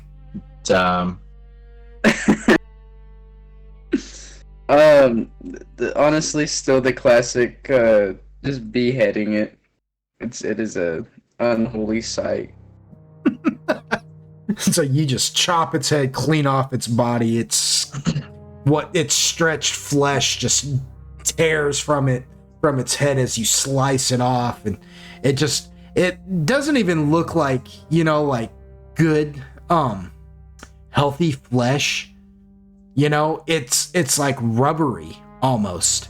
It's almost like you tore the head off of like a rubber doll or something. Because like even with the clean cut, it's still just like almost like stringy attack on its neck. It should have been a clean slice, but it's because it's dead stretched flesh. It just looks real rubbery and nasty, almost dusty even. Like old rags or something. As you chop its head off and it dies. There was a theme this entire time. I don't know if you guys noticed it or not, but every single orb had one guardian ghoul, and I did that in case you guys split up and decided, well, we'll each take an orb. You were going to be dealing with a ghoul, at least, if you each had decided to try and take out the orb one at a time. And it worked for a little while. It did work for a little while. But y'all kind of wised up and realized we're stronger in numbers. Yeah. Just strong by myself. Okay, wait, so that was the only ghoul, right? That was the only ghoul. Yeah, Italian is charging in ready to go. Takashi just stole the kill. They like... Yeah, they're just, like, they're like, they sort of see, like, a split second ahead, like, the fucking ghoul is, like, that they see its head come off, and they're just, fuck, and then, like, feint a swing, and, like, they feint a swing at Takashi and, like, intentionally miss. And then they just kind of, like, swivel around, as if, like, ready to go in for, like, another attack, and then they sort of just pause, like, mid-swing. It's like, no, I'm only joking. But, like, they look genuinely pissed off. Is this a reflection of his mental state right now, or is this just like his normal This will way happen of being? anyways. This would have happened anyways. Nice. Alright. I like it. Hold on to that. Bottle that up, that's sweeter than Yoo-hoo. So Lucian, you decide you're going to try your hand at yet another orb, correct? Alright, roll me a use magic device. So he's gonna walk up to it, just take a deep breath, calm down. Calm, cool, collected, happy thoughts. Not strawberries this time. No strawberries, they failed me. We're not thinking about strawberries this time. Alright, you got it. You managed to get it this time. You put your hands, you're cool, calm, just like your mom, with a couple of volumes inside her palm, and you put your palms on Eminem, on the on the orb, and yeah, this time all your little thoughts and everything, you're humming to yourself. I take a couple of lovers down, a couple down, and the orb just shuts down. You feel no resistance, but it's almost like something's different this time, though. It's almost like it recognizes you. For a moment there, and it's the strangest thing, but it almost... And because it's an inanimate object, because it cannot speak, it has no eyes in which to see, it must scream, but it has no mouth. And yet, for whatever reason, you get this sinking sensation that it almost regarded you as kin. Almost as if you're chaos touched. Yeah, Lucian puts this orb in his pocket. You pick that one up and it's heavy. I mean, it's a good sized globe. I mean, it's not massive. It's not like a globe, right? But it's about the it's not as big as a basketball, but it's bigger than a softball. You know what I'm saying? I think Just, yeah, and it's like the size of a good sized grapefruit. You're like, I take it. You don't understand. I don't care. I want to work. Yeah, so you tuck that away in your cloak, and you're kind of, it's kind of got you off a little bit in your movement. If you have to roll a balance or anything like that, it's going to work against you till you can find a way to stash it better. All right. Once that shadow lifts from this, and all orbs have been shut down, you guys can now see clearly with inside this graveyard. Again, this graveyard's not very big. The graveyard in of itself only measures about 125 feet from left to right, and not counting like the gated area that you came in from, but just from the wall that blocks, it's probably only about 50 feet from north to south, east to west. It's not very huge, so you can see across this entire graveyard. You can see all the graves now, you can see the statues perfectly, and you can see the portal as it begins to swirl violently, just and then just up into the very ceiling of this basement, and it touches the ceiling for a minute and holds it there, and then just and the glyph on the ground goes and then shuts down as the two statues that were holding it, now that have been broken from the chaos orbs, power down themselves. Zoom.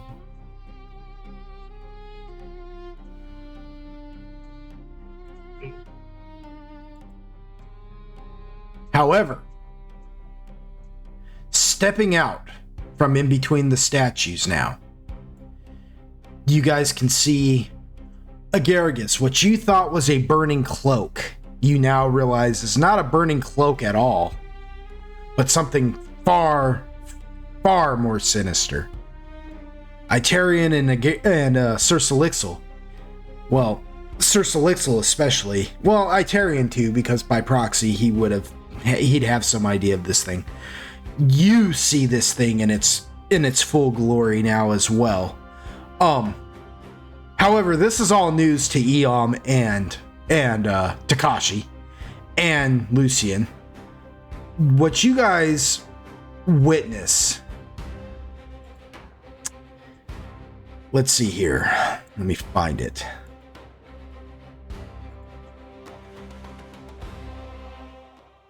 What you guys see is a skeletal figure. Its face looks like a black skull with a burning symbol in the center of its forehead and fiery orange eyes in this black, torn up looking cloak.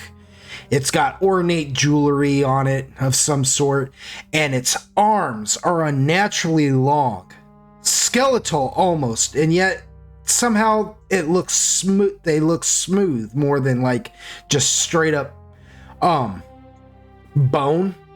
It looks like almost like chiseled bone, not chiseled but worked or finished bone, like somebody sanded it to a fine finish.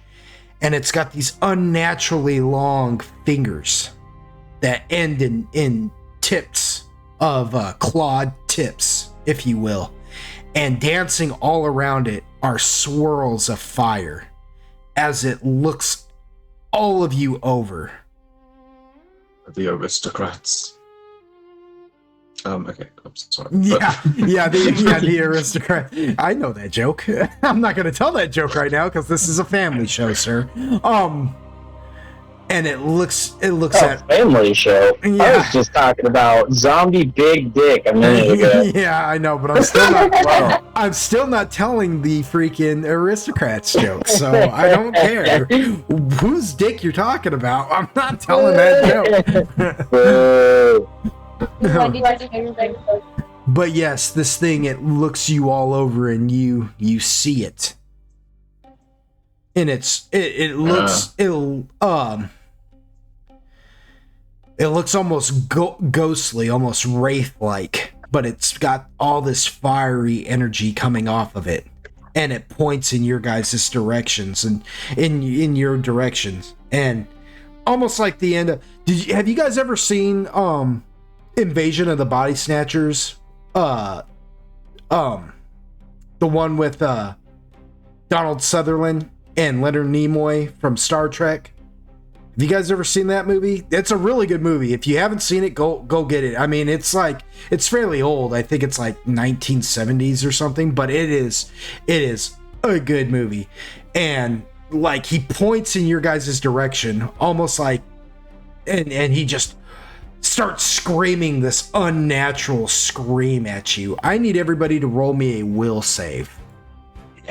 Ooh, I was gonna ask to pick up a rock Me, sir.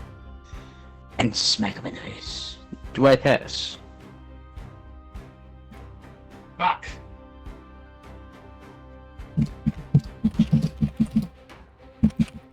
Wow.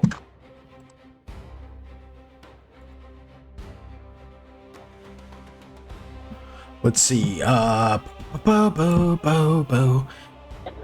Agaricus really does have a wrought iron will. Yeah, Garrus ain't playing. They're like, nah, not today.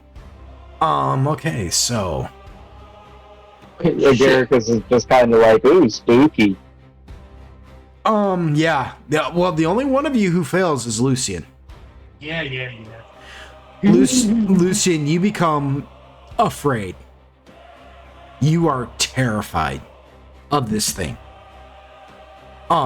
You cannot. Let's see. Let's see. How far would you be away from that thing? Let me think. Probably be about 50 feet. You can't come within 20 feet of it without being terrified. If it comes towards you, you will have to flee till you get at least 20 feet away from it. Okay? Okay. Which by proxy is just going to take Agaricus with you. So, Agaricus, you are also terrified of it as well. No. You big sissies. No. Fuck you. But yeah, with that said, yeah, it points in your guys' direction and just starts that howling in your direction. It's just and yeah, let's go for the initiatives. Well, its initiative is 7, and you guys are gonna get to go into the move phase first, for sure. I'm getting as far away from it as I can. You're 50 feet away from it right now, so you feel the fear. You just know you do not want to get near this thing. You're just like, no, that ain't good. No, don't do that. Yeah, you know what I'm saying? You're not having any I haven't of watched that. that movie yet, but I want to. Oh man, it's On the pretty, other hand, it's pretty good. It's pretty good. Huh? on the other hand, same thing. Like they both know that Sassalixal's not doing the best physically, so Tarian's going in. But Sassalixal does take like a couple steps forward and like visibly kind of blush and just say, "Hi, pretty." Nice. All right. These two, That is nice. man. These two. It's crazy work. It's crazy work. Well, It is a cool looking think- creature. You have to throw fucking Shadowfell shit at them immediately, Oh. or whatever the fuck this is. It's somehow a planes bullshit. It is. The Eldritch Horrors. It is cool looking. Yeah, so okay, so let's see. I'll just say Sir Salixel is maybe 20 feet away from him. We'll say that. And we'll say Aterion, because Sir Salixel moved forward, we'll say Aterion is, we'll say 35 feet away from him. Oh no, Aterion's closer. Like Aterion, I was saying this looks like a couple steps forward, but Aterion's the one's actually going in to fight it. Okay, so you want him to just move in on him, right? Yeah. What is Aterion's speed? 40. 40? Okay, yeah, so he could get there. Yeah, boom. So he just moves right in on him. What is Eom and Takashi doing? Garrigus, you have. I'm gonna go punch him. Okay, you're gonna go punch him. All right, cool. How far away is he from me? Real quick.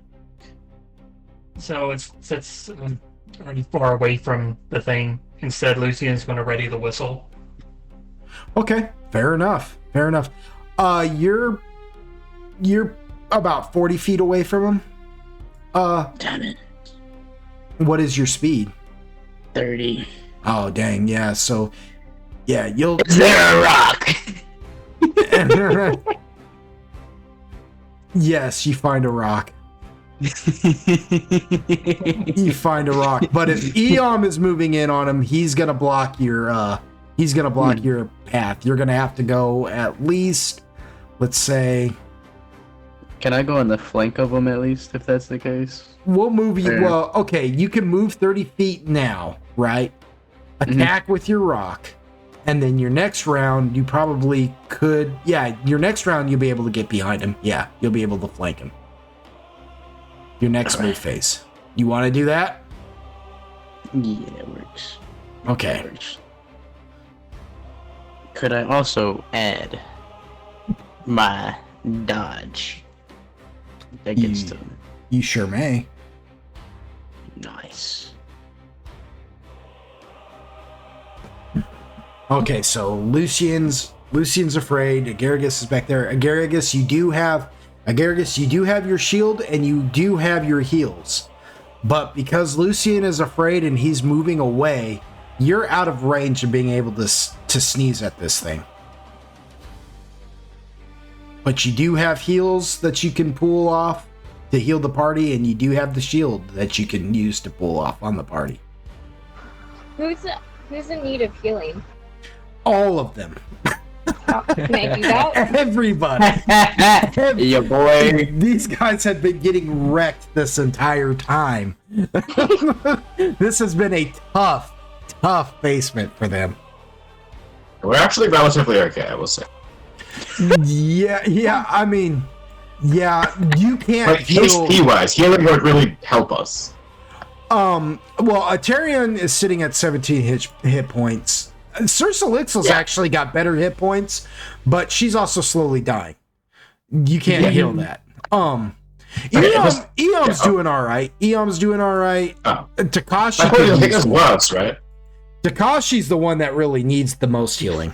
He's got the most HP, so he can actually tank it. If he's at full health, he can get in there and tank some hits. That's for sure. I could be your man. So Takashi needs. Desperately. Yeah. All right. I guess I'll heal Takashi. I guess. To be I fair, Agaragis would have no reason not to like Takashi. I gave a Garrigus a roly-poly, okay? That's true. You are my friend. Hallelujah. All right, so you're gonna heal him. I don't remember how your heals work actually, and I bet if I don't remember, I bet you don't remember either, do you? And that's okay. Okay, 2d8 plus wisdom plus 5. Is that really it? I mean, if that's it, and you pulled that off the top of your head, good on you. I'm with it. Sounds good to me. Yeah. It's on my sheet, but Yeah, that's right. You're right. Yeah, so you roll 2d8, add your wisdom modifier, plus 5. That is correct. Rock and roll, Agaricus. So proud of you right now.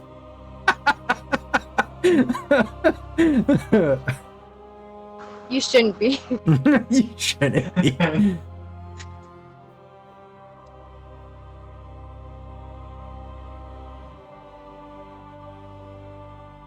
Oh, for 20 hit points.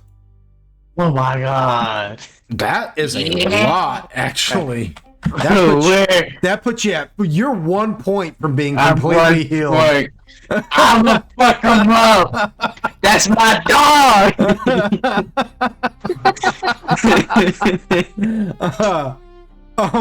Out of curiosity, Agaricus, what does your heals look like when you heal? Because it's a spore. It's a spore burst of healing. What does that look like? Kind of like a glowing green, but like I imagine it like encompasses like all of Takashi, if that makes sense. Mm-hmm. Puts him just like in a glowing green mist of spores that just lay on his skin like dew. Or like melting snow. Or like melting snow. Nice, yeah, like melting snow. Yeah, and Takashi once. Does Agaricus sneeze this too, or do they? How do they cast it? I think I'm going to use my well, never mind. My armpits. I mean, I guess instead of like sneezing it, it would be like almost shooting it out of his gills on his head. Oh, cool. Yeah, just kind of like, almost like it. They almost flutter out like little, because they, like you said, they're like glowing faint green, so it almost looks like a bunch of little like lamp bugs, you know, fireflies, just kind of dancing like a bunch of little fairies, and they engulf. Yeah, that's whimsical. That's cool. Yeah. That's really cool. Yeah. Yeah, and that Takashi this dances as this engulfs you, and it begins to like lay on your skin like melting snow, you know. You feel your body begin to heal, and you realize that came from Agaricus. Like Agaricus is, you look over and you just see these little spores that look like little faint green fireflies just dancing through the air onto your skin and healing you. Agaricus yells, "You're welcome!" Like a boss. Nice. Nice. Okay, that's everybody's movement then. That is everybody's movement. What is this thing gonna do? Anything crazy No. moving wise?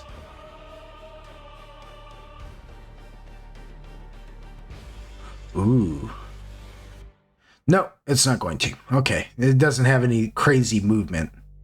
So, it is engaged in with Itarion and Eom at this moment. So they are just it's just gonna welcome the fight. Like, it's just looking at you guys and it's like, you're really screwed now, buddies. All right, let's go. Attack phase.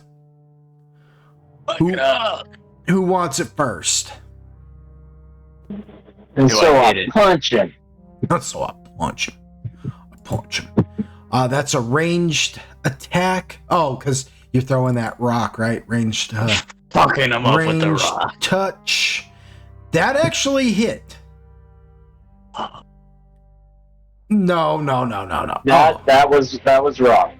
That was me on the wrong page. That's my fault for not paying enough fucking attention. But Takashi, good, you because did. I doubt I would have hit. Takashi, roll me I still don't hit. roll me 1d4 plus your ranged or your dexterity modifier for your damage for that rock. You said 1d4 plus what? Your rate or your dexterity modifier. You know how like your melee attacks you get to use your strength modifier? For your ranged attacks you use your dexterity modifier. Which is a 2. Ew. So 1d4 plus 2. I'm Yeah. gonna hit this man for 6 points. I hit him for 3. You hit him for 3. In the forehead. Did I piss him off? Yeah, it just bounces off his chest, and it just, and he just looks in your direction like, and he even shrugs at you, puts his hands up like, really? Like, really? Do I not look like I'm worth an actual attack? You're gonna throw pebbles at me? Can I pick up a gravestone?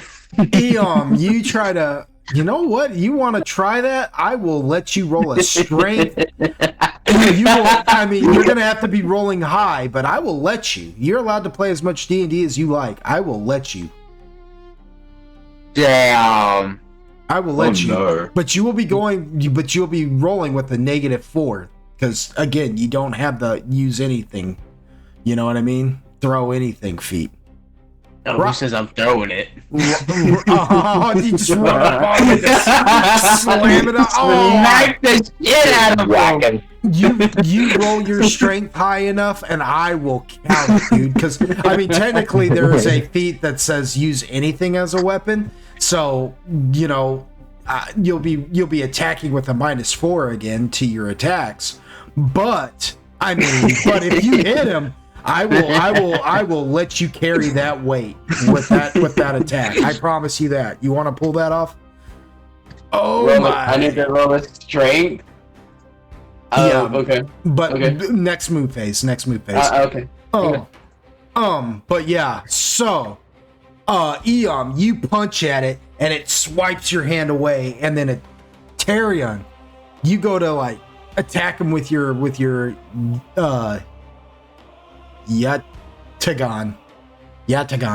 I know It's I a should. fucking sword. You can say Yeah, sword. with your sword. With your effing sword. You go to try to slice, but you rolled a 1, didn't you? Yep. You sure did, didn't you? Yeah. He impales you. No, he's like, He shoot. melts your special sword. He's like, shoot, Melt it. No, you go to attack him, and he is gonna do something kind of tasty here, though. Let's see, what's he got here? Fucking rude. Been rude, bud. He doesn't really have anything too crazy. I mean, he does have something kind of nuts, but only if he drops you. So I'm not even gonna worry about that. Yeah, he's just gonna reach out and touch you. So, and Uh-oh. I need you to roll me a fortitude save. Okay, cool. Let's see. Reach out and touch someone. The DC for that is 13. You rolled me a 9. You take let me check something real quick. Let me make sure I'm not being crazy. Okay, yeah. You take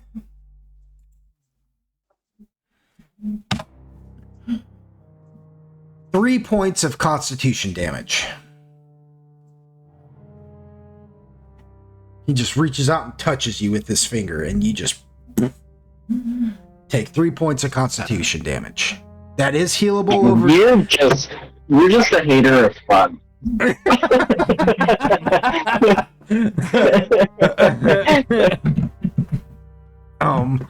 Yeah, so he just boom touches you with some constitution damage. That is healable over time. You can heal that with a good night's rest. You know what I mean? That's not like what's going on with Circe Elixir, but it did smack you. And then he for whatever reason, whatever deity of chaos, some dumbass that is controlling this being from behind the scenes, it becomes in tune with its controller, and it hears somebody insult him. So it turns and decides to slash Eom. Hell yeah. For his attack. Bring it on! It's like Joe from freaking Family Guy when he gets stuck in the ground and the giant rat comes over and knocks the rat trap away, Yeah. and he's like, "Bring it on!" Yeah.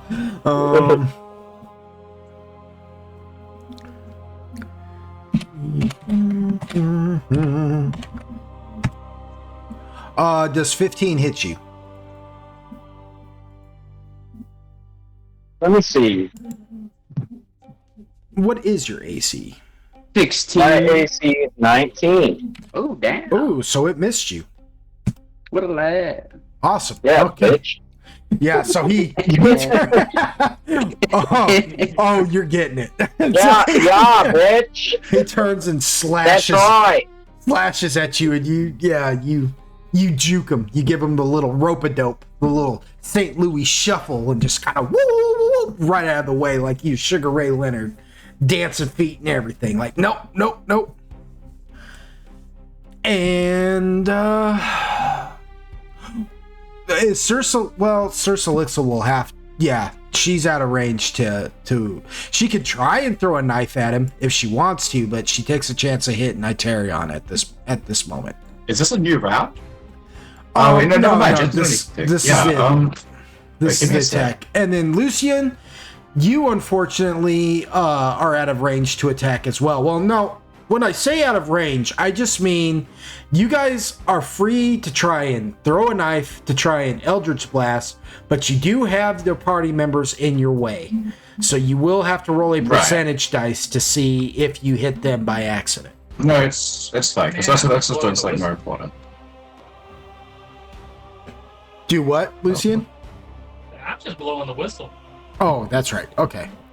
So you're readying the whistle. So, next move phase, which we're going into the next move phase now, because everybody who was No, hang on. Circe Elixir's doing something important. They're using prestidigitation to give Itarian the like sparkly after image. That's all. Okay, well, you could do that during this move phase. This new move phase. But no, because they would have. It's fine. It's fine. Yeah. If you were going to do that, you would have done that during the last move phase, but instead you decided to try and flirt with this Can't thing. they do that in the attack phase too? No, because it's not an attack spell, is it? Well, yeah, but I thought you could do attack spells at either. Sorry, non-attack spells at either one, because like that's like most of the spells. I mean, That's what it was previously. was it? Has it always been that way previously? I don't. Yeah, remember. my deck wouldn't be able to do anything if it wasn't. Okay, yeah, that's true. This is true. Okay, yeah, go ahead. Yeah, give him a little sparkly. It has sparkles. Great. So he's shiny now. Yeah, that's it. What does that do exactly? No, Just No, it's literally just they literally cast spells themselves just to look flashy before battle. That's all. It's not. okay. Like it's not like nothing more. it's not casting. Well, Like, if anything, mechanically, it would maybe give him a disadvantage on stealth.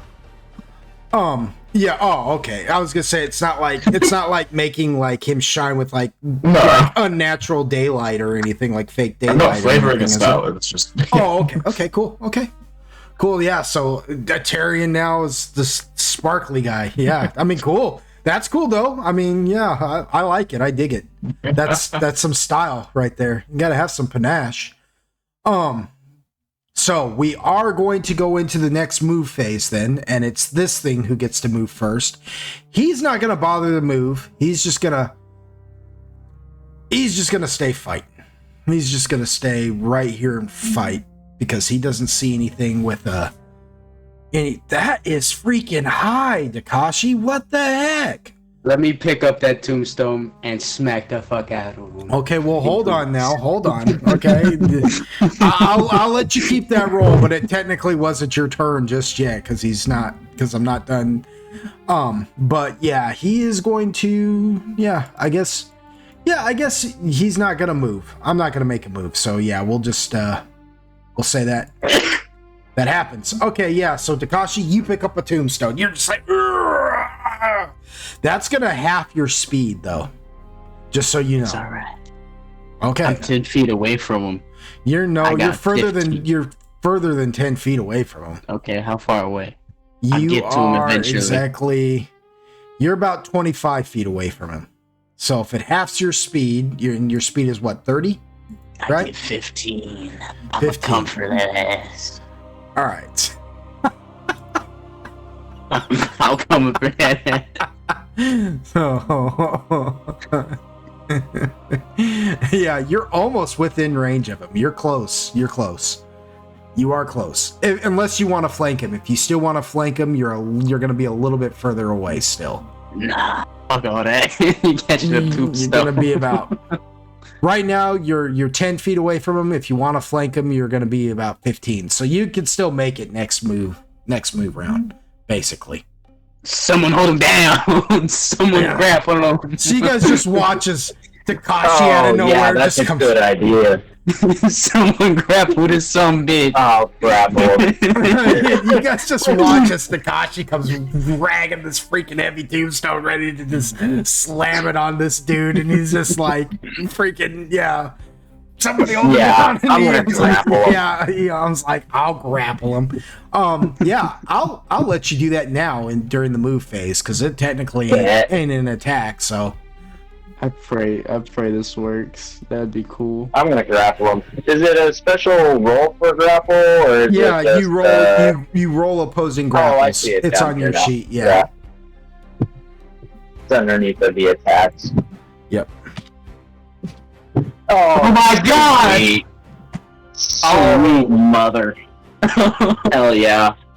You better not. I'm gonna cry. I'm gonna cry. So, you hear Takashi say all that, and you're like, oh, heck yeah. And for the briefest of moments, you're having a kinship with an orc. He wouldn't admit it. You're like, I'm down. I'll grapple him. And you reach out, and he starts looking at you like, what is this wooden man doing? What is this puppet boy I'm gonna doing? put him in a full Nelson. And you work behind him like a wrestling move. You grab his waist first and then work your way around him and boom, put him in a full Nelson and just hold him. And now you're technically standing behind him and you've got him in a full Nelson, and it's just like, what the?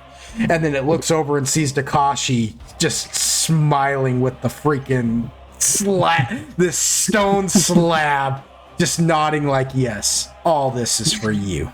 Yeah, return the slab. Hey, if you asked Eom about it, he would never admit there was any kinship. Which, that actually opened up a good range of attack for both Agargus and Lucian, should they want to attack instead of blow the whistle next, and Agargus, if you want to just sneeze at him, you sure could. Okay. Yeah, he's within 45 feet of you, so of you and Lucian. So, you guys have him. You'll do that on your attack, of course. Right now you're in the move phase, so if you want to heal somebody else, or shield somebody, you can. Can I heal Itarion? Yeah. Okay.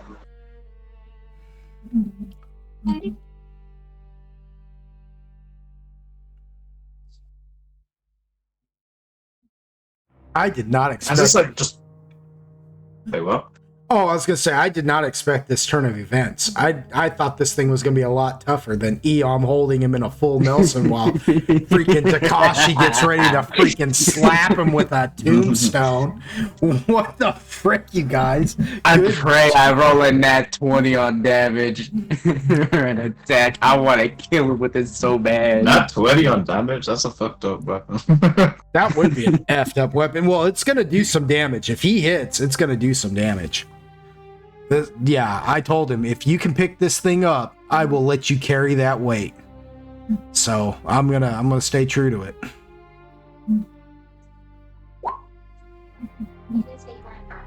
So Atarion, That's another 20 for healing. yeah. So Atarion, you get healed for 20 points, which Nice. I think that should put you at your full health, shouldn't it? Yeah, for sure. Yeah, so again, it's just like what happened with Takashi, these these spores that look like fireflies, you know, kind of just start dancing out of Agaragus's cap and dance over to you and just land and engulf you, and they cover you, and the consistency of it's like melting snow on your skin, and you feel your body begin to heal. And you look over and you see it coming from Agaragus as they're healing you from Lucian's back.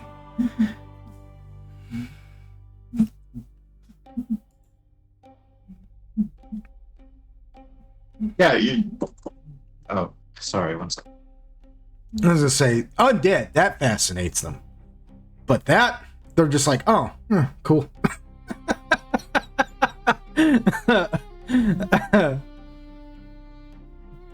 Alright, yeah, but no, Tyrion does just say, yeah, you're just gonna thank you kindly as he's like, you know, dashing around the enemy and stuff. Yeah. So it's sort of like broken up. It's like when someone like says something out of a car driving past. Yeah, nah, that's all right. I figured you had some kind of technical difficulties. You've been having them all night. I get it. Wait, what? Technical difficulties? You've been having technical No, difficulties? I was just saying what Tyrion said. Oh. No, I just had to talk to someone for a second as well, like out of game. But I mean, my life might also be bad. I'm not sure. Either way, yeah, no, he just said thank you. Like, yeah, he told Garrus thank you, but I was saying how, like, because it's running around the enemy, it's kind of like when someone yells something out of a car driving by, like, it sounds kind of like fucked up. Oh, yeah. But, thank you! Right. Yeah. Thank you kindly. But, other than that, I guess we can attack too. Yes, this thing gets to attack first this time. It but- hasn't attacked yet. No, it has not attacked yet. Yeah. The only one What I who, will say then is if Lucian wants to move, he can. He just can't get too close. And if Circe Elixir Right. wants to move, she can. She could move like, I don't know. We'll say 20 feet south of her position, and she'll be. she's definitely gonna stay back. We'll try and get someone when she has line of sight on it without being in the way of without being blocked by the others. Okay, yeah. Then where she would be fine, I think. In my mind's eye, I can see it. She'd be fine. If nothing else, I think Tyrion will just try and get his attention, making stuff very conspicuous. I mean, he already is, but even more so. Right, yeah, he's just, flashing He's at him. confident he can probably evade it. So, not sure if the others are doing this. Well, that just leaves Lucian. Does Lucian want to use the whistle? He was going to until he saw what was happening, so he's going to kind of... No, he's not using the whistle yet. Alright, so he's going to hold off on that. Alright, this does bring us into the attack phase. It can't attack now, so what it's going to have to do is try and break this grapple. Don't break it. It's opposing strengths to break the grapple. So 1d20 plus your strength modifier. Yeah, it has no Damn chance. Damn it. No, you won. It really has. Oh, thank the Lord. Yeah, you are gonna need to roll. Actually, 12 is pretty good for just an ability roll. Yeah. I did not expect to have to be doing opposing strengths with this thing, so let me tell you, I'll just be honest with you guys. Strength is its dump stat. I was not expecting to have to do this. So it's like trying to break free, but you've just got him, man. Like, your arms are like tree trunks around it right now, just, like when you flex, it sounds like the sound of like, how wood sound, how trees sound when they're blowing in the breeze and you can hear them stretch, that creaking, that you know what I'm talking about? That crack. That's what your arms sound like right now as you just tighten up around him, just holding him. Yeah, so that leaves okay, Takashi, you're not there yet. So the only ones you can attack right now are Itarian, Lucian, and Agargus.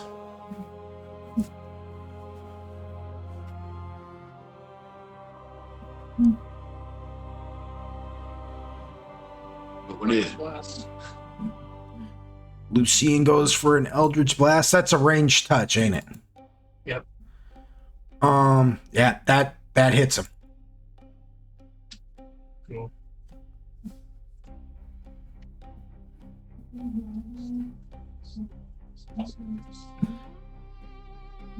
$14. That is a miss. Oh wait, but his AC would be lowered by 4. And I suck at math, so that might have hit him. Yep, that hits him. And Yeah. Yep, that hits him. Nice damage. Good shit. Thanks.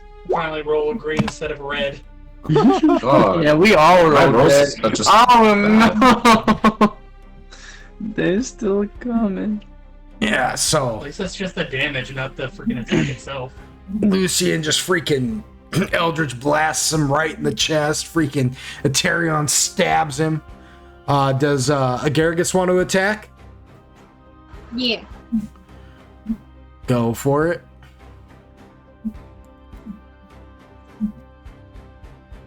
Oh, wait.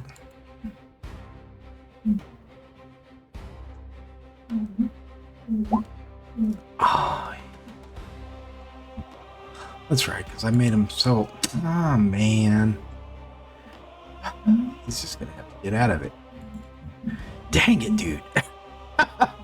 For a ranged attack, oh, I'm just talking to myself. Ranged attack, touch, that for a touch, ranged touch attack. Would that do it? Because technically his AC is dropped by 4, so... I got him grappled. Yeah, I know. I know. I'm doing the math right now. Right now, I'm doing the math. Wouldn't you like to know, weather boy? Yeah, that's still a miss, actually. That is still a Damn. miss. Agargus, you sneeze at him, and he manages to at least feather himself up in the air as that just, even with Eom holding him, he manages to just feather himself out of the way, and that your sneeze just blasts right by him. He's just been getting wrecked because he's got no strength. God dang it, the one freaking stat. You guys found a way to take advantage of it. All right. What the heck, man? It just goes to show you in D&D, whatever you plan, just know that your players are going to find the thing. They're going to find the thing and do it. All right. Told me I could play as much D&D as I want. Yeah, well, you're getting to. It's okay. Yeah, it's the next move phase. He can't attack. He tried to break the grip. He can't break the grip. So, yeah. It's the next move phase, and the only one who I guess is moving is Takashi, ain't he? Yep. And Takashi, you've only got to move one step. Because Eom is technically the one flanking him now, so you don't even got to get behind him. You just move up one step. I'll keep you out of. We'll say that you move up one step, catty corner, to stay out of Lucian's range. That's good with me. All right, so you come dragging that tombstone up, getting ready to freaking mollywop him with it. And yeah, I mean, we can go into the attack, you guys. There's nothing I can do. Give me that And job! nobody's gonna move, so yeah. Go ahead. We'll just Takashi, go ahead and roll your attack. You've been working towards it, and we'll let everybody else attack after you do this. If you roll a 1, I'm gonna cry. do not roll a 1. What do I need to roll for this? You're gonna roll a melee. It's just a melee attack. Oh my god. Yeah, that hit him. That hit him. So your damage is going to be roll me 3d12 plus your strength modifier. Oh, that man's gonna. You said 3d12? I told you if you could get that thing up, I'd let you carry that weight. Plus strength mod? Plus your strength modifier. So whatever. Ooh, that man's gonna be hurting. So what is that, like a 3d12 plus 5 or something crazy? Yep. That man's gonna be hurting. God. Good grief, dude. Well, that doesn't kill him, but well, I'll tell you what, you give me some flavor text to this. What does it look like when you didn't kill him, but I want the first strike with a tombstone that I think I've ever seen in D&D before. I want, you know what I'm saying? I want you tell me what it looks like when you drag that thing over there and freaking hit him with it. Oh, I'm gonna drag it behind me like a great long sword, like Guts' sword. Mm-hmm. And as soon as I slam it across him, it just shatters into a million pieces. You hit him so hard it just breaks. And yeah, I mean, Eom, it almost causes you to lose your grip. In fact, go ahead and roll me a fortitude. It won't hurt you at all if you fail this. You're just fortifying your body so you don't accidentally lose your grip on this dude as he gets hit with a freaking tombstone. That's not gonna do it. All right. Yeah, that was so much weight. It just yanks him. Peter was just looking for a reason to kill my point. It's all right. I'll grab him, and you take shots. Yeah, it just freaking fucking him up. Completely like breaks your grasp of him because it's just way too much weight, and you're just like, what the heck? And it almost causes him to just hit the ground and be crushed, but it breaks all over him, and he just his eyes burn with like one part fury, one part freaking just amazement. Like, that just did not happen to me. And it's just looking at the whole group now in just shock and awe. Like, I'm pretty sure that we just jumped this guy. Wait a minute, I'm the big bad. I'm the one who's supposed to be wrecking you. And it just doesn't, it just cannot comprehend this at all. Yeah, and on top of me, you're smacking the shit out of him. I'm gonna ask, is that a big enough rock now? Yeah, that's a big enough rock now. Good job. Good job.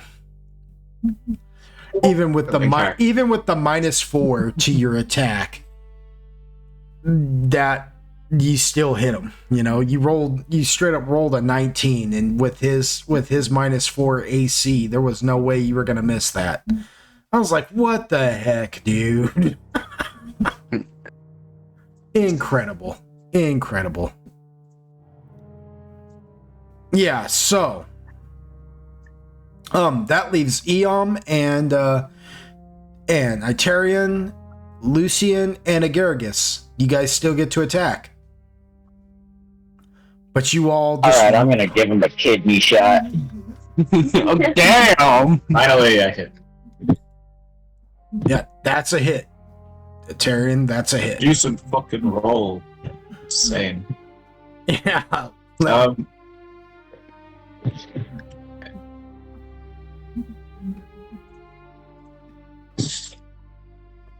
Yeah, this basement's been pretty tough on these twins. Pretty tough on the fucking dice, apparently. Yeah, that just didn't really serve bad, like, among other things. Funny.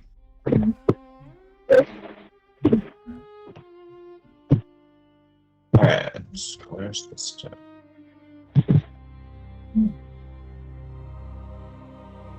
For 17 damage. Right. That's nice. Okay. Well, that put him at a -3. Hell yeah. What's that? What's that look like, Atarian, as you take down this enemy? So like Ian's still holding him, right? And then Takashi's got him at the front. No, he lost the grip Oh. when he had to try and hold him up and a tombstone all at once. It just that was right. too much for him. Yeah. Okay, so then, but still, like Takashi is on one side. Okay, either way, yeah, I think like because Ian is on one side, Takashi's on the other to some extent. Mhm. Yeah, Italian, despite them being held, is still doing their thing of just like dashing around in case they took a swing, and I think at some point like he just sees a good opening and like decides to do like a jump, kind of like a jumping flip over Eon, and like just fucking as he does, like just thrusts through this guy's like the back of this guy's skull, like mid flip. Oh, nice. Yeah. So as that's happening and everything, and you're doing that, it looks like it's gonna try and like stop you and evade, or at least the very least evade you, but because of the sparkling that you're doing and everything, it's been blinded by the light, and it it just loses track of you completely as you just flip over it and freaking boom, jam your freaking sword through the back of its skull and out the front of it, causing the whole skull to just crack open and burst forward with flames just kicking out of it like a jet engine, just, and this thing just puts its arms up to the sky and its whole body just begins to burn. The cloak and everything just goes up into just like this fiery wisp and just and becomes ash on the ground. And he's dead. He is dead. You guys really did not wait around to see what kind of damage this thing could do. You all just said, no, F that. We're killing it right now. Yeah. And so you have killed it and have effectively closed the portal to the Shadowfell down here in the basement. Good job. You all are battered, beaten, bloodied, but are in considerably better shape now that you've been healed and everything going on. Sir Solixel is still coughing up blood, and her skin is beginning to turn like an ashy gray. But beyond all that, you all are really not walking away worse for the wear. Unless there's anything else you want to do, I will move this scene to you all talking with Howard Winchester back upstairs. Is there anything you all want to continue to do? Was there anything particularly of interest that, like, we could search? You know what I mean? Like looting? You could rob the graves. You could search the thing's ashy body. You could search the ash and see if there was anything left behind and like tucked away in the ash. Let me search the ash.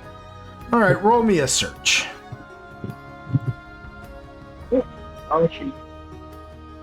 There it is.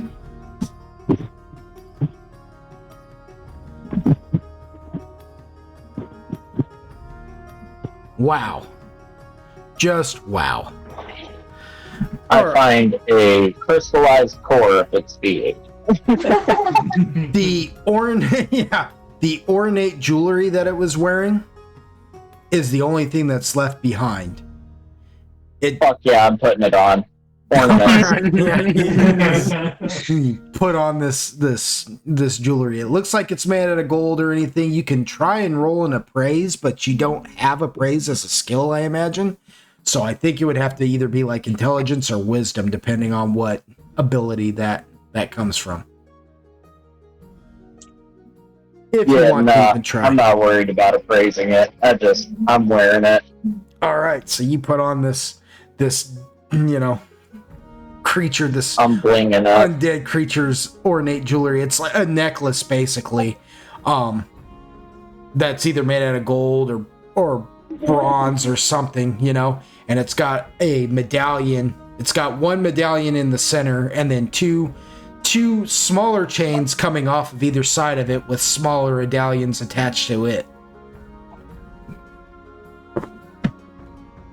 Yeah. Nice, yeah. So you're now wearing those 2 rings, and you got that necklace on. Yeah. That's hilarious. I'm a pimp named Eon, and you will address me as such. I'm a pimp named Slick. Yeah. You will address me as such. I'm gonna choose to believe that he said that to the group, but I want him to say I am a pimp named Eon, and you will address me as such. With that, I'm gonna do that, and I'm gonna go for an arm handshake with him for the whole the interaction of him grappling, so I can smack him with the tombstone. You are going to try and handshake him? Yep. He's gonna look at you like you're fucking disgusting. I see. He goes in. Why are you trying to touch me? You I don't think think that was it's pretty cool. Do what? Who said what? I was replying to the Eon. What'd you say? No, he said you don't think that was pretty cool? That's what he said. See. Oh. Yep. He's just like, what? Wow, that's pretty cool. Yes. You mean me putting on the necklace? Yeah, I mean, that was pretty gangster. That's why I told you. I'm a pimp named Slippack, and you will address me as such. What do you mean when I grabbed it? I grabbed it. That was pretty cool. Why? What did you do? With that, I'm just gonna walk away and go give the twin a handshake. I think as Eon sort of turns to Exa, he looks at Eon just sort of over his shoulder, just says, "It's a nice piece, but tackling one. You need the rest of your outfit to fit with it." And just sort of. Does Atarian shake Takashi's hand when Takashi tries to shake his hand? What did Takashi try to? Oh, did Takashi come to the twins? I think so, but gingerly, that very reserved, elven, sort of oh yeah, you're an orc. He's sure, I disgusting. guess. He doesn't say anything, which is really ginger, oh yeah, dealing with the tips of his fingers, sort of thing, Ooh, my hands are dirty. I don't care. I am ecstatic that someone shook my hand. Yeah.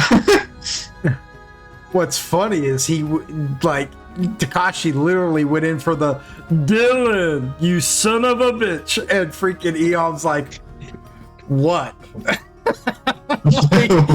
Did not reciprocate that at all. Well, yeah, because from Eon's perspective, in Eon's mind, it was his idea. Yeah. He's pulling an Eric Cartman right now. I got you. Yeah, even though Takashi is straight up was like, Eon, grab him type deal. In Eon's mind, it's like, oh yes, I'm doing something brilliant. This is my this is my idea. What a dickhead. Yeah, straight up like the most Chinese thing about it. The most Chinese. He reverse engineered freaking Takashi's idea and made it his own. Yeah, exactly.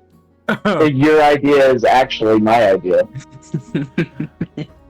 All right. Well, if there's nothing else, we'll move the scene to upstairs with Howard. Unless I think Lucian's been trying to say something, but I think I have. What's up? Lucian was going to approach Eon and ask him where he got the freaking worm from.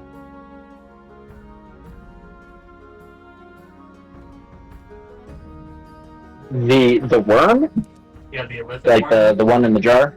Yeah, okay, so he's gonna be like, I dug it out. It was in one of the graves.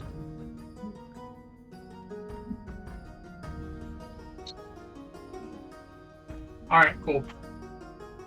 That's it. You just want to know where it came from. He just gives you a little thumbs up. That was fun. All right. Now we're gonna move the scene, I guess. So we take you guys back upstairs. You guys make your way back up there. Dragging poor Tathali's stone body up there as well. I'm not gonna have you roll anything for that. We'll let you have that in the interest of time.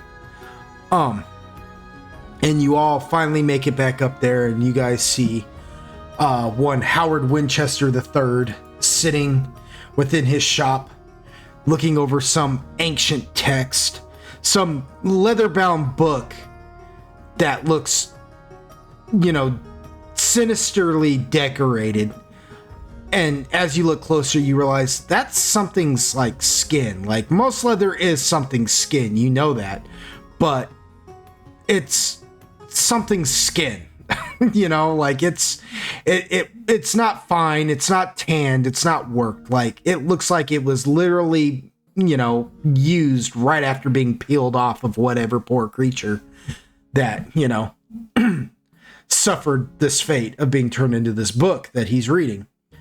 He's sitting there in his dark black suit and vest and tie, his bow tie with his silver finely combed hair. And every now and then you see the wisps of different specters hover around him from time to time. But none of them ever act aggressive, nor do they look like they intend to be aggressive. They almost look like they're taking silent orders from him. And he looks up from the book and peers at you all with his dark gray eyes and says, "Ah!" and slaps the book shut just with a thump. And then sets it aside and says, "You're back. I'm so glad I didn't have to hire more adventurers to go down and help me with my little problem downstairs. Did you fare well? Is the gate closed?" Indeed, the gate is closed. Says, "Wonderbar. So, this will be good news for the quest givers. They won't have to hire anybody to clean up my little accident, I suppose. So what was the deal then? One item each for free? Is that what we agreed upon?" Correct. Though, and Etarian sort of points at Cecil. I wouldn't mind an amendment to that deal if you fucking coughing. If you are interested in seeing the ones who helped you out with this survive, I figure with your business you might know something about what's happened to us. And then he sort of like thinks for a second. Goes, yeah. I'm sorry. She was hit by something. I'm sorry. I'm trying to pay attention. The meme that Agaragis has of The Office with the Hannibal Lecter thing is throwing me off. No, I'm listening. He Agaragis is on it with those memes tonight. He looks and he says he looks in the direction of Sir Solixel and he looks at her and goes, "Oh, my goodness. By Mount Celestia, girl, what happened to you?" And he looks her over and goes, "Come." Some such. Says, yes, quite. Come close. Let me look at you. All right. He becomes informal as he uncrosses his legs and sits forward in his chair and just reaches out and grabs her whole face in his hands. Right? And you know, with his thumbs, like, grabs the bottom of her eyelids and, like, stretches them down so he can peek underneath the whites of her eyes, and then takes one thumb and lifts up her nose and looks inside her nostril while taking his other hand and, like, pinching her chin and opening up her mouth. And he's like, "Lift your tongue, girl."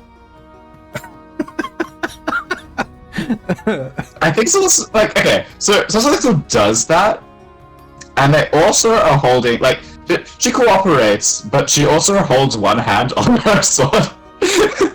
Yeah, like she's doing it, but she's like, yeah, it's like that. Like, she's sort of thinking ahead, like, you know, one misstep and this guy's losing his arm. yeah, I get it. Like, yeah, and he's like, "Huh," and he puts his nose as close to her mouth as possible and just takes a couple of sniffs and goes, "Oh." He goes, "Oh, you've got a touch of the ghoul fever." He goes, "Ah." He goes, "Oh, in another few hours, you'll be good and dead, won't you? And then you'll become like them." Feels that way. Says, "Yes, that's what's happening. You're turning into a ghoul." He goes, "Well," and he lifts up his hand and, like, snaps his fingers a couple of times. He's like, "Garçon!" And you just see this specter appear out of nowhere and hand him a bottle, and he hands it to her, and he says, "Now drink this. I'm not gonna lie, it tastes awful. It'll taste like a flatulent dye trying to escape your mouth instead of where it normally would come from. And you're probably gonna vomit for the next several hours, but it will effectively kill what's ever inside of you. Don't ask what it's made out of." Are there any side effects I should be aware of? Diarrhea. He goes, once you're done vomiting, you are going to relieve more than you've ever relieved in your entire life. And when you feel like you are completely dry, you will find that you are going to somehow have more and relieve that too. Lovely. Well, thank you for preventing me from dying. Does this count as our one magic item? He says, "I suppose not. That wouldn't be very fair of me, I suppose." He goes, "Oh, but one thing, wherever you relieve yourself at, the last time, and you will know when this is going to be your last time, when it moves, bury it." I think Suzuka just blinks at him, like, and just reiterates, "You're sure there are no stranger side effects?" He says, "Other than the fact that it's gonna move? No. Again, don't ask what it's made out of."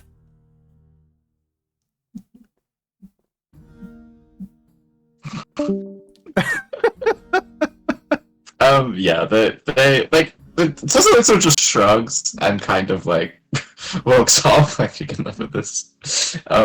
It's kind of stares at him for a moment more before, so, like, following. And I think, like, probably there's not really like a time limit that the group has to like be here at. Do what now? Oh, like sorry, the group has to get back by is though. Am I missing anything?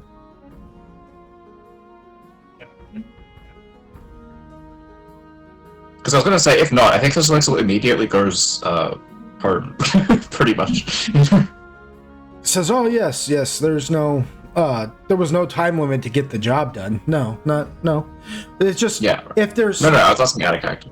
Oh, it just, if there's anything you want to pick out, go pick it out. The only thing he asks is that whatever you choose, bring it to him first to make sure that he can consciously let you have it, and 2, tell you how it works so you don't accidentally hurt yourself. Yeah. I think Sosexo does go like to back to where Hereditarian would usually stay here. And as she leaves, she says, "Itarian will pick my item for me," and Itarian just sort of nods. Says, yes, well, dear, be well. He just kind of... Thank you. No, I was gonna say he just kind of whispers to like one of the specters just sticks its head out of the wall, and he just kind of whispers to it, and he goes, "Poor elf almost got turned into a Shadowfell ghoul." And then it just disappears back behind the wall. He said, "Now, what were you gonna say, Lucian?" Lucian's gonna step forward and say, "I would like to talk to you about the mimic you have down there." He goes, "Oh yes, you met him, did you? Yes, we did. What would you like to talk about?" I would like to discuss bringing him with us on our adventure. But it is entirely up to you. Says, am I to understand that is the one item you are requesting of my shop? That is correct. Says, what do you know about mimics? What can I roll? You can roll a knowledge of history. I don't have knowledge of history, but let's see what happens. Damn, let's see what happens. So, wow. So you know that they were created by a wizard. That they aren't natural beings. They are now, because there's been so many of them. But originally, they can mate and reproduce, right? But they weren't a natural part of anything's ecosystem. They were originally created by some dark wizard who created them, and now they just exist. You thought they were but a fairy tale, but turns out, no, they're real. Lucian reiterates that to him and also throws in, there's different types of mimics. Says, yes, the wizard in question was one Hallister Blackcloak. To my understanding, he says it takes a lot to get that information out of one of them. They have this odd ability that when they're talking about Hallister, it's almost like there's a pause in the conversation that is so natural you don't even realize that there has been at least a few seconds of conversation that is missing from said conversation. It takes a keen ear and training to even catch it when they speak. They can't even talk about him without this happening. Says, do you know of this Hallister Blackcloak? What do I roll? Knowledge of history. Again? Well, I'll let you roll a knowledge of Arcana too, because he is a wizard. Well, you can... I roll both or just one? You can roll just either or. Wow. Yes, you have heard of this Hallister Blackcloak. He is infamous. He is known for making a tower that is called the Undermountain. It exists supposedly in a place called the Underworld. Though you've never been there, you have some rudimentary knowledge of it. You know that it is real, and that Undermountain is real, and that Hallister is real. However, that's about the extent of anybody's real knowledge of Hallister Blackcloak. He is an infamous wizard. They call him the Mad Wizard sometimes because he is... well, some say that he's mad. He's been driven mad with all the power that he's obtained over the centuries, you could say, of his existence. You know, his exact age is unknown, but it's said that he has mastered all the arts of magery. Anywhere from just typical wizardry to sorcery to that some say he even knows how to do druidic abilities. And they say that that's something you really have to be born with. And yet, Hallister seems to know that. Some say he's got clerical abilities. Some say he could even be a warlock, that there might even be a patron that he calls upon sometimes. But that he's a wizard of no small feat. And, so it's really not surprising to hear that he is the father of mimic kind. It says, yes, so you know that they are typically highly aggressive. The one downstairs is quite friendly, though, and that's why we get along so well, and he's served me so well over the years. I sure hate to lose him. But you have done me a favor here on this day. It would count as your item, however.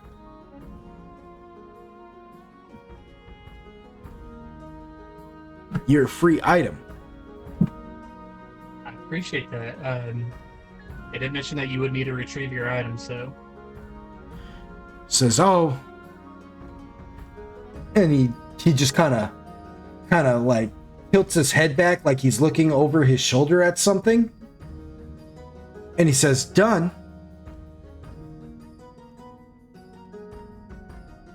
Done? Yes, it is done. Lucian's gonna look in the direction that he's looking. Oh, he just looks at you and he goes, oh, don't bother with that. You won't get anywhere. Okay. Do I need to go back into the basement to retrieve him, or... Oh, he'll be up here. In fact, he might be waiting outside by the time you get out there. Okay. Thank you very much. And... let's see. He did give me the Pantheon... I don't remember, did he say he had more information for me about the Pantheon after we got done, or... Oh, yes, he looks and he says, oh, yes, Chapter 1 of the Pantheon. Yes, it talks about this Ao. The great creator. That's already posted in the lore section on our Discord if you want to look at it. But, basically... as it reads, if you, let's see. Yes, chapter 1, verse 1 talks about the age of creation, right? And Ao is mentioned in that this Ao that is acting as your patron is not a worshipped god. Nobody that he can think of worships him because there's not too many who know of his existence. But apparently, he is the creator of existence. It says, according to the Pantheon, that is, if you subscribe to such things. I see. But yeah, it's now available to you to look over in the lore section. Because it's not just about AO in general. It talks about other things, but Yeah. AO is mentioned. He's like, and that's what I have found in the Pantheon thus far, as according to what it allows me to see. I'm not a big believer, as it were, so it probably won't show me much else. But it wanted you to know, and so it allowed me to know. Well, thank you very much. Lucian is going to start walking around the store and just look around. All right, what about everybody else? I am going to I'm going to do the same. All right, is there anything in particular that you guys are looking for? Just let me know and I'll tell you if he would have something like that. You've been in his basement long enough, you've been in his shop long enough, you kind of know what kind of items, roundabouts, what kind of items he may have in stock, you know? Again, he warns to always bring him something so he makes sure that it won't curse you or something like that. But this is... Takashi, this is your opportunity to look for a pet. I was gonna look for a pet, a rock, or like a throwable item, or a sword. That's what I'm keeping my eyes out for. Choose one. Damn. I'll tell you this right now. He probably won't have any live animals for sale. Okay. Can I look for How like about undead? Yeah. What do they? Yeah, exactly. what is that? I don't know if Takashi would rock with that though. I'll just look around for like a sword, something like a katana, and see if he has anything in shop for that. That or like a short sword as well, I guess. You go looking around and you do. We'll say that you mentioned something about like a katana or something. He says, I don't have, and you kind of show him what it is, and he goes, I don't have anything quite of that style, but I could fashion it to fit. If you, and he just points you in the direction of the weapons, and he says, if you're interested in something like that. I bow to him, and then I walk over that way. All right. Yeah, so you... Let me think. But you think this is like a sword section? The Tarian definitely follows them. Yeah, there is a sword section, so both the Tarian and Takashi are checking out the swords. Okay. Let me look I would at say Eom is wandering around also, but not looking for anything in particular. Specifically, just something that might be interesting. As Eom is walking around, Howard looks at him and just happens to see his fingers. And Howard goes, now where did you get those? I solved the puzzle. He says, interesting. And you don't feel weird? No? No weirder than I usually do. I'm made of wood. He says, do me a favor. You see that front door? Go step outside of it for a moment and just stand there. Yeah, first do me a favor. Fuck off with me. Yeah, pretty much. I guess I just kind of look at him weird and then I do so. You go and you stand out in the sun for a moment and you just stand there and he looks at you even longer. And after a few minutes he goes, interesting. He says, step back in. Says those don't affect you at all, do they? No, they're ornaments. He's like, open It's your... just jewelry. He goes, you don't feel at all? How interesting. He says, do me another favor. And he opens up another door, and in that door, it's nighttime, oddly enough. He says, go step through that door for a second. I do. He says, nothing. How interesting. Says, okay, step back in. He goes, I'll let you keep those rings as your item if you'd like. It's like, they don't do anything. He goes, They're oh, just no. jewelry. He says, oh, no, that's not true. They just don't do anything to you. He says, but given time, they may unlock hidden potential since you seem to be able to bypass, well, what I would like to call level 1.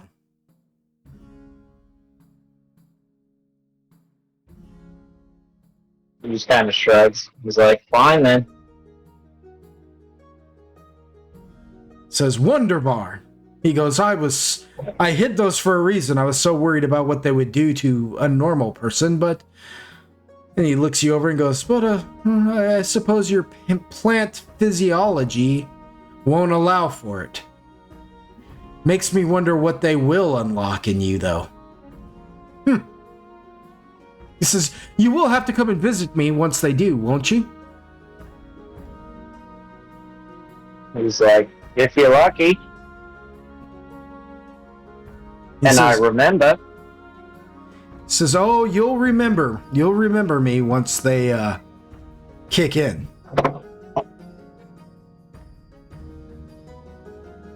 He's like, alright. Says, very nice, very nice. Come back. Seriously, I'd like to see what it will do to somebody who isn't afflicted.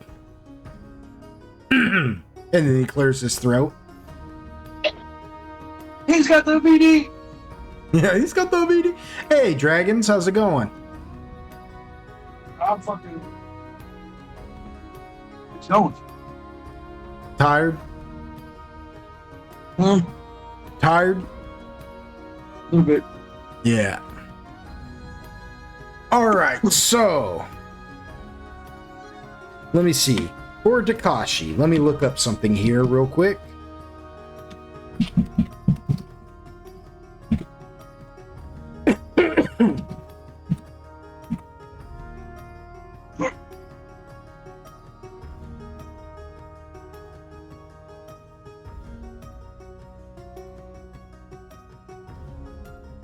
Let's see.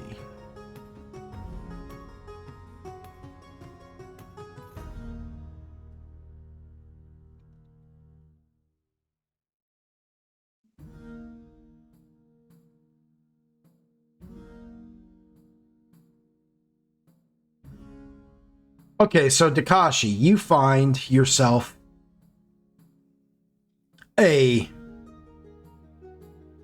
you're looking around for a minute, you know, looking through these different swords, and they all look like they could do something, you know what I mean? But one catches your eye. Maybe it's because it just shines a little brighter than the others, or maybe because it looks like it's made out of solid jade, which is a fine, like one of the finest stones on the continent of Pangshun, right? But it's made out of solid jade, or at least it looks like it's made out of solid jade. It's that same greenish color, and it just shines at you. And even the hilt of it, the hilt and handle of it, look like it could be a katana's crossguard and handle and hilt. It's just, instead of being curved like a katana, it's just a thinner long sword. Not broad like most long swords. It's thin. Very lightweight. You pick it up and it's extremely lightweight.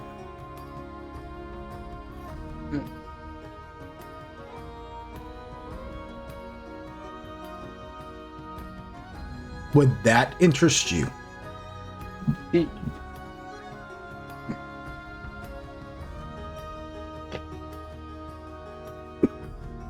I shall take it up to him and ask him about if it's safe for an orcish man to take this.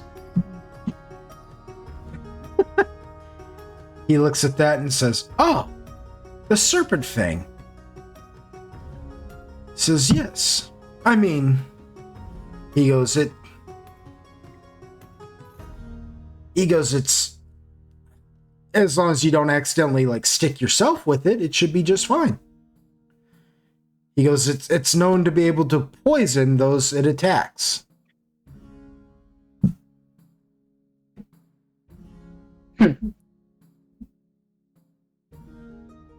He said, "Would you like that?" Yeah. Says, I can fashion it to look more like the katana, if you'd like. If you don't mind. Says, "Not at all," and he summons one of the specters who takes it in their hands, and he says, "They will,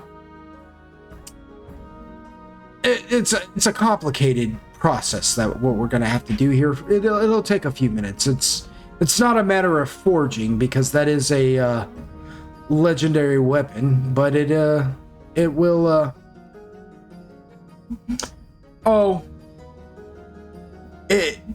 it's a matter of a thing called metallurgy that we've learned from reading many dwarvish texts. It'll just take us a few minutes to recomposite it." No worries. Take as much time as you need, and I give him a deep bow. Says, "Very well. Itarian, you are looking around and you're seeing different swords and stuff like this. Now let me ask you, would because he's picking out Sir Salixel's stuff too, right?" Yeah, but I'm not sure they want 2 weapons. Well, my question is do they really want swords? Which do they prefer, swords or throwing knives? Oh, swords for sure. Swords for sure. Okay. Yeah, So, that's like a utility thing. so they don't want 2 weapons, but he's still gonna pick her something up, correct? Yeah, I was. Well, I'll run that by after first. But So you come across a sword, right? It has almost a goldish gleam to it. To the blade. What kind of material it's made out of, you cannot be for sure, but it looks like it's almost got like a glowish hue to it, with a leather handle and a triangular crossguard, a fine detail, made out of the what looks like the finest silver. Does that look like something that would interest them? probably yes. What's it? It's very flashy, huh? Can I tell through like Arcana if it does anything in that regard?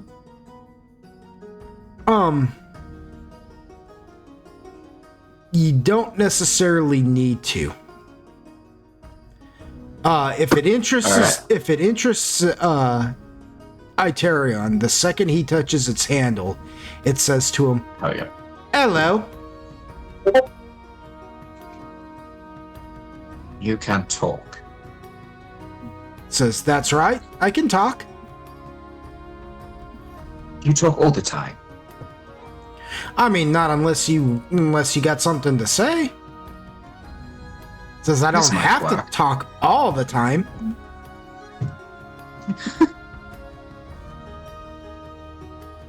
In fact, I might be the one So- telling you to shut up from time to time. Just depends. Italian just shrugs and says, likely. So, what's your function? Rather. I'm a sword. Well, I figured that much, thank you.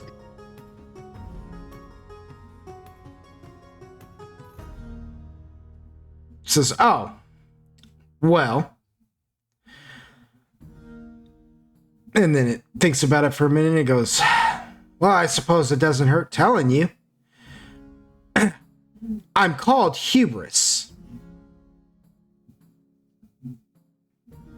I was once the sword of a great warlord. And that's why I got my name. There's a few of us like that. A long time ago, probably long before you were born. You're an elf, ain't you?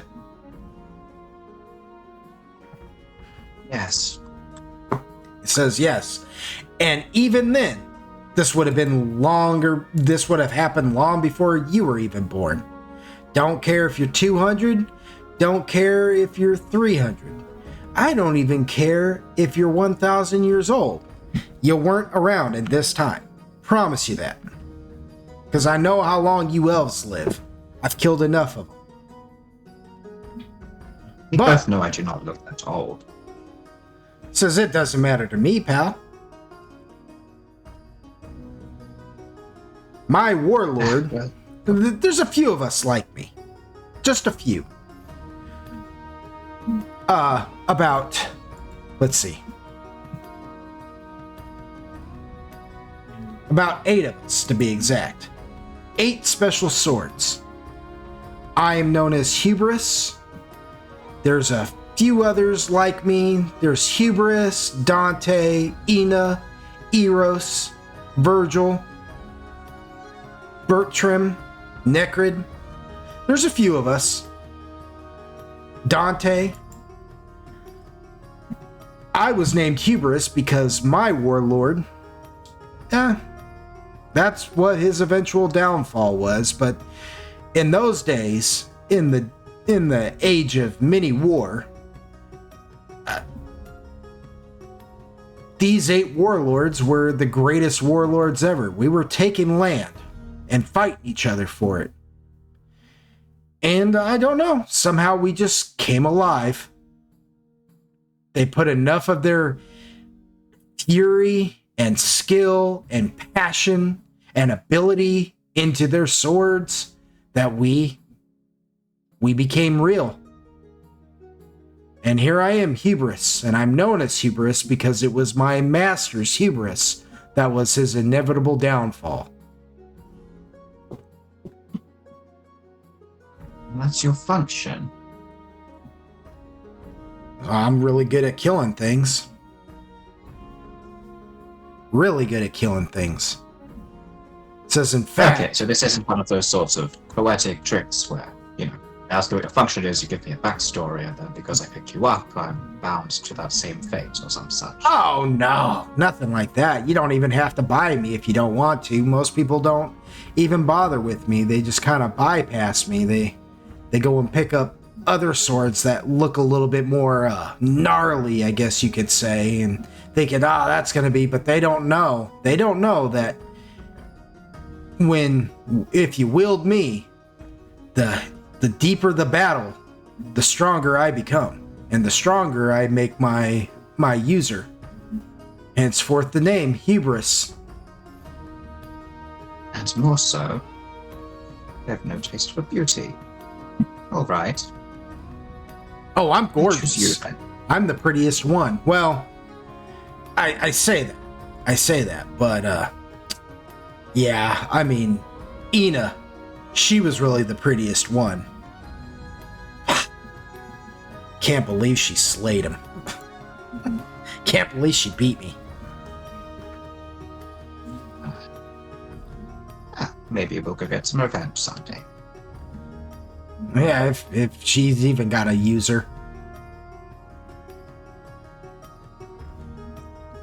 Wouldn't work with her, would you? So, well, most of us, I mean, if my user and then somebody finds her and they become users and we work together, that's fine. That's fine. I mean, unless you're a warlord. Are you a warlord? Are we going to go conquer again? I sure do miss conquering things. No, that's all pointless. Says, oh, well. He goes, to be honest with you, I don't even know where Ina went off to. He goes, I think Bertram has still got a user. I think Bertram's still got a user. He goes, last time I checked, I think he's still got a user, but it's real hard getting word about any of my kin, I guess you could call them, when you're just a sword and you're relying on the occasional pixie that flows by from time to time. What a fun conversation with this. Makes sense. He goes, yeah, well, I think Bertram's still got a user. I think Bertram's user is like some kind of old man who's pretty dangerous. Like, I think he's named after a bird. I think his name's I think his name's like Owl or something like that. Like his last name is like something Owl. I don't know. It might be Pigeon. I don't remember. You just tell me if we ever come across one of these swords or their users. He goes, oh, you'll know. You'll know. We sing to each other. Yeah, we're kind of locked in. It's kind of a weird thing. That's why I'm saying if, like, I don't really see Ina working with me anytime soon. Her user, you pick me up and you find Ina's user. I don't see you two working together. It's kind of like a thing between us now. We're kind of like locked in combat. There can be only one or some weird stuff. Don't know why. Don't really understand the rules. It's just. But I built you both at once. Huh. He goes, now that would be interesting. He goes, as long as you use me more than Ina, I'm gonna say yes.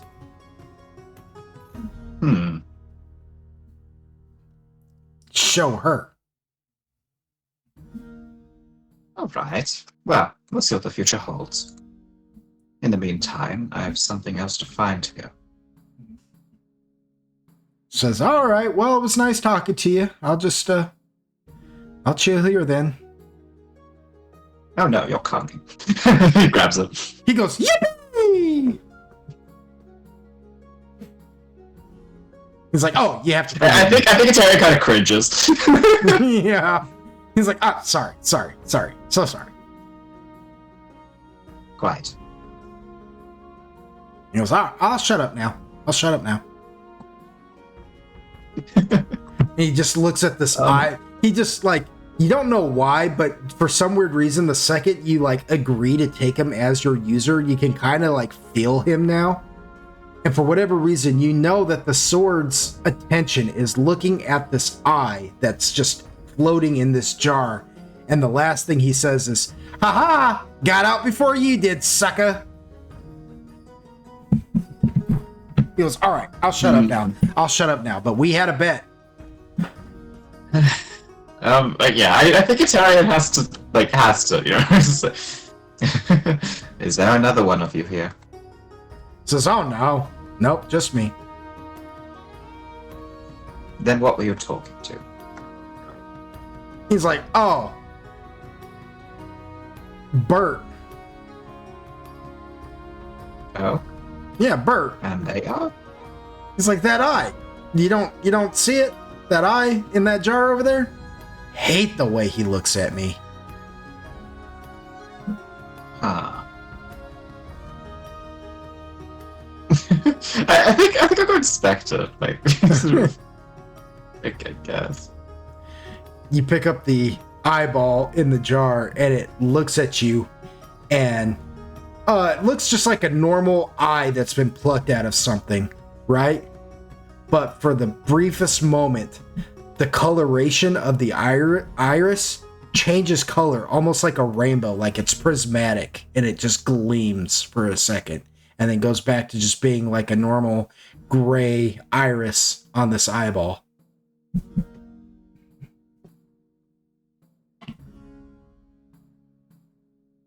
Real quick, it is 1 a.m. I gotta be up in the next few hours. I'm gonna have to dip here. Just wait a second, let me do the closing. Later. I'm sorry. You take 10 years to do the closing. It could take 10 years to do the closing, because we still got whose stuff. Yeah, you got a couple more people to go. I'm dipping. I think you could, yeah, you could do the closing for that one person. All right. What's fun? I'll catch y'all next time. Bye. Peace. Bye. Bye. Now that he's gone, let's break out all the good stuff. No. All right. Yeah. But yeah, that's what Like everybody talks shit about him. yeah, that's what that eyeball does. It's like a gray. It just looks like a normal eyeball. It looks like a little bit bigger than a normal like humanoid eye. Like it looks almost like the size of a golf ball, you know. And it's got a normal black pupil, and then you have the gray iris coloration. But every once in a while, the pupil dilates a little bit, and that coloration shimmers like a prism of all different colors. And then especially when it focuses on you for that split second, and then it goes back to.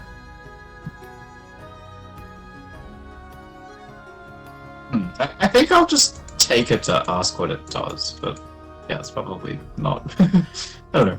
Just curious. You approach Howard with it, and he takes a look and he goes, "Oh, you found hubris, and you found the tyrant eye. Interesting." Hubris and I have become acquainted on a basic level, if they're safe to take. Oh yeah, I am curious about this eye, though. He's a chatty Cathy, that one, but yeah, that's a safe sword for the most part. You know, just don't let any of its old beefs, if you will, override your better judgment. Noted. Says, and the tyrant eye. It's just it's just an eye from a stock on a beholder. Disintegration, I believe. Ah. Nasty. Says quite nasty. Quite nasty. Says, but I'm actually going to have you roll, actually, to see if you know what a beholder is. Okay. Roll me I guess that a... should be, Yeah, I mean, you might, but then again, you know, they're not. I mean, I didn't think about it, but there's a good chance they wouldn't, honestly. Yeah, they're not. Yeah, I mean, to like real seasoned adventurers, yeah, they're like, beholder, F that thing, but like, you know. Arcana? Or? Roll me an intelligence, because you don't have a knowledge of dungeon. So just roll me a flat intelligence.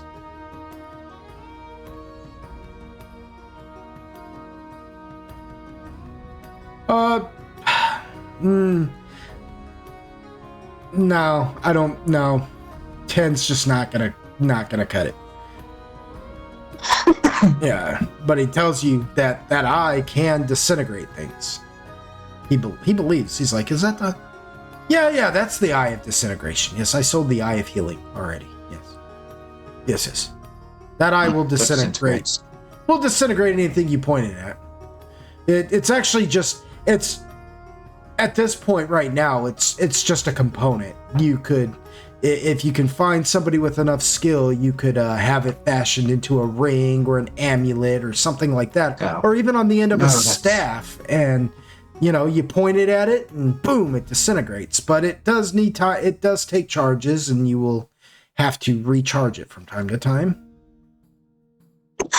I'll let the others know, but not my cup of tea.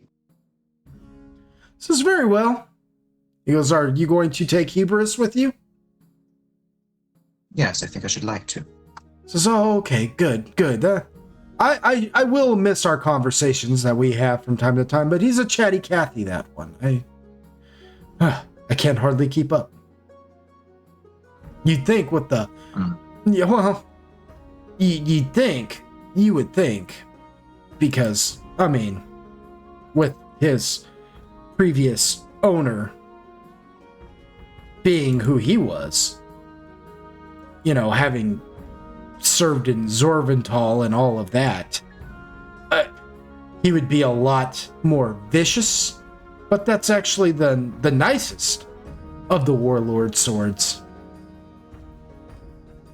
Is any of this registered to Tarion at all? Or? Probably not. I mean, you could try and roll a knowledge of history. You could try it. I won't I say think Tarion no. would just ask. The previous owner had a reputation, I imagine. Says, oh, well, yes, he was one of the members of the Zorvental. And, just a warlord. I don't know if you know about any of that. But, yeah. Just a warlord. A lot of their swords Gotcha. became bloodthirsty as a result. But not him. I mean, not really. I guess that's why they call him Hubris. We'll see if we can change that. Says, well, good luck, huh. And then he just stops and goes, good luck with that, I suppose. I think it's time we're going to take the eye back, and the other thing I was thinking is something like an enchanted item for like movement, like that might make like acrobatics better, or maybe with like like jumping and like slow fall or something like that. If there's anything like that around.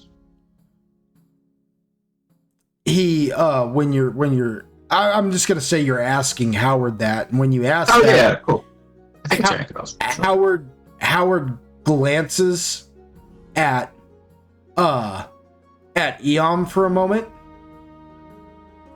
and you can roll a spot to see if you can see what he's looking at when you're asking him this, when he instinctively looks at Eom. Got you.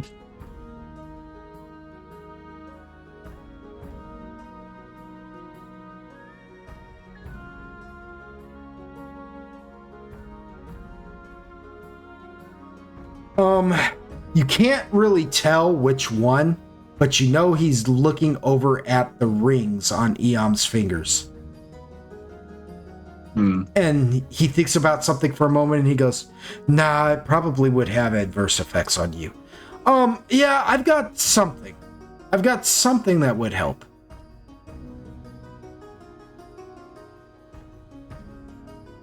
I'm intrigued.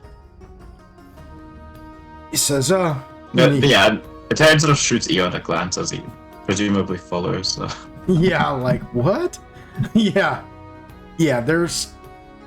It's really hilarious that Eom's the one with those rings. But, because Eom is immune to quite a bit of certain things that would normally affect other things. He is ornamental. Well, he's a plant. He's plant type, so certain things just cannot happen to him. He just cannot be affected by certain things. It just would not happen. So he goes, you're a flashy fellow, aren't you? He's like, and your sister was too. Says, now that I think about it, he goes, do have this, and he like snaps his fingers again. He's like, Garçon! And, a specter brings him this ornate jacket. Brightly colored, ornate jacket. Something that, just think of something that would attract a Tarian and Circe Lixel's, like, eye. You know what I mean? Very fancy, very ornate, colorful, all of that. It's this long coat. He says, yes, he goes, I don't suppose it will help with speed. He goes, but this jacket does allow for, well, it basically, if you fall from a high place, it will act like the spell Featherfall. You will fall slowly, and in fact, it can even allow you to run and jump and glide for a good distance. Yes, I think I could make good use of this. This is yours. Right. Well, then that is our exchange completed. Thank you. Says you're welcome.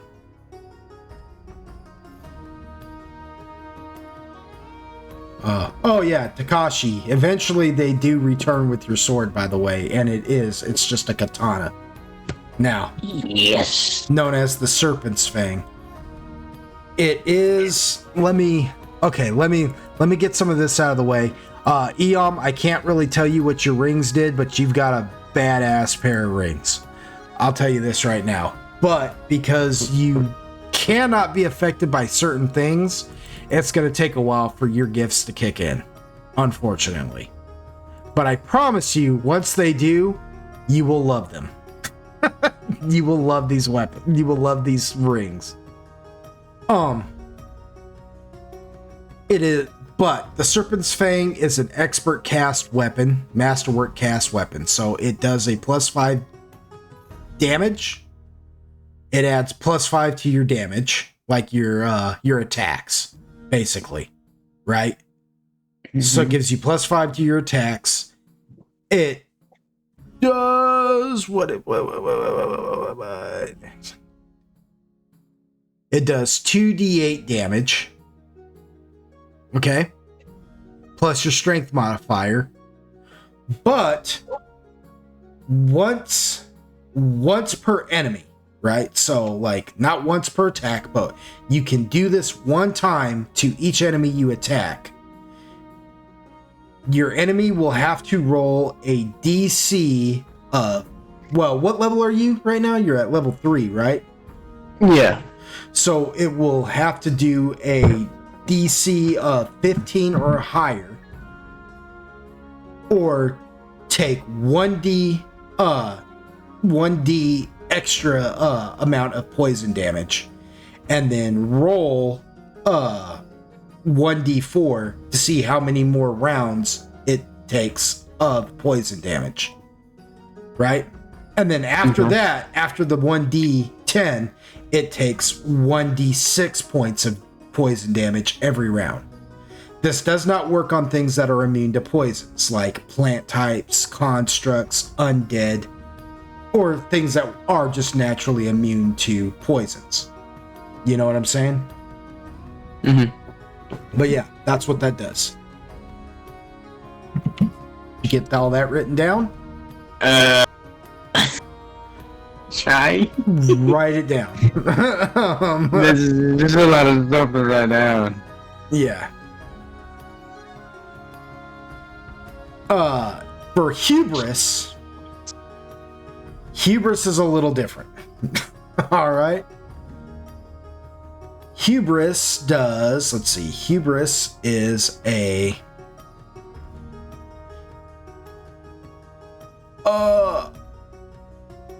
expert cast weapon as well, so it's a +5 to your attacks. Okay. It does +5 to your attacks, so you get an extra 5 to any of your attacks. Not damage, but just attacks. And it does, let's see.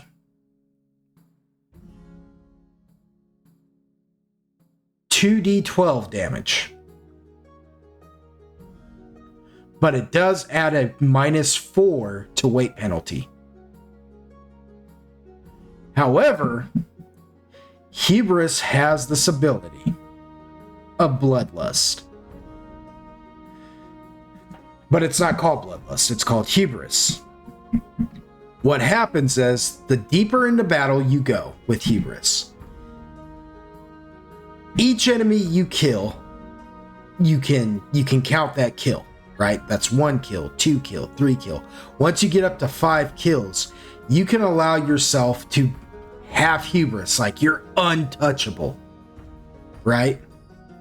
And then Hubris, basically,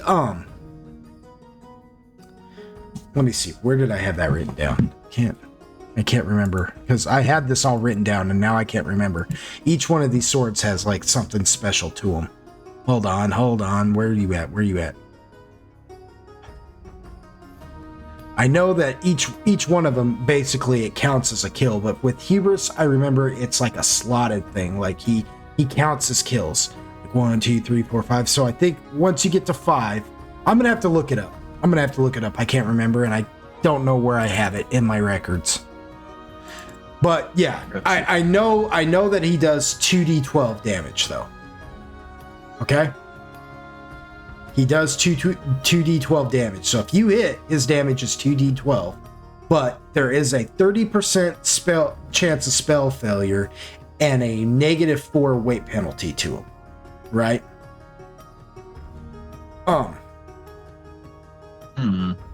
Yeah, that's the only. Okay, hang on. Could you paste this in since you have it written down? Huh? Could you paste this into the chat since you have it? Well, I have this written down. I know this just because I have a chart of his material, right? He's got another special though that is incredible. Like each one of these swords that I've mentioned have like their own special little niches that once you unlock them, like you have to meet a certain criteria within battle, and once you hit that criteria, they just start effing things up. You know what I'm saying? I just have to find his. So I'll tell you what. I'll get all this pasted. I'll get all this posted. All right. But yeah, his is like it's called Hubris. The reason why he's called Hubris is because the more things you kill, eventually your hubris takes over, and you start like becoming a little bit more reckless. But the more reckless you become with him, the more dangerous he actually becomes. You see what I'm saying? It's a crazy little thing, and it actually it should fit right up in your guys' alley. Really, the twins. That's kind of why I thought, well, I'll suggest him. You know what I mean?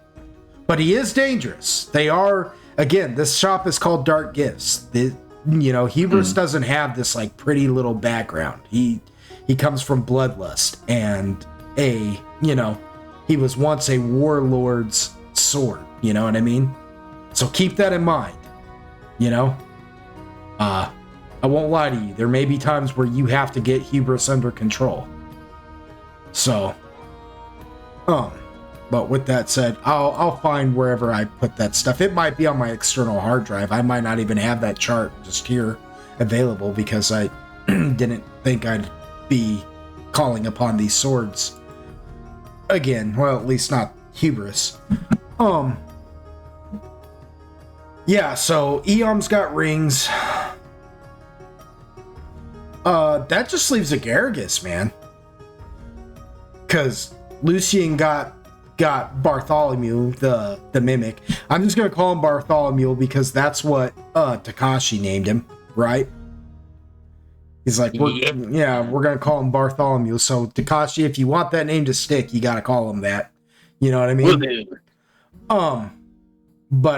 Yeah, so that just leaves a Garrigus.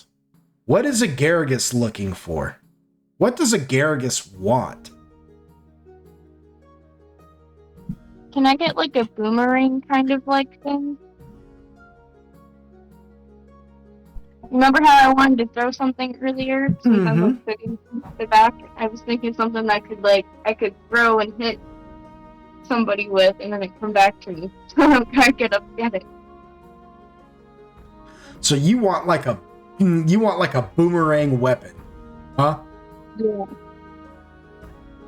Or I could even, if you be cool enough to do that with my buckler, but I'm not gonna say you have to. So everybody's gotten something, and Howard looks at you, Agargus, and he just takes notice that you're just kind of looking around, but not. And he goes, "Now you, aren't you just a funny little character?" He says, What is it that one such as yourself desires?" Give me boomerang. A boomerang. It's like, I'm not familiar with that. It says, what is a boomerang supposed to do exactly? Something that I can throw and it comes back to me, Oh, but it's like used as a weapon specifically. he looks you over and he says, you know what? He says, that little buckler you got right there would... He says, He says, it's risky. It's risky, but... He says, I might be able to, and he pulls out this, like... It's almost like a gauntlet. Like a gloved gauntlet, And he says, this is made out of the finest mesh weave. He says, it's lightweight, like titanium. He goes, but,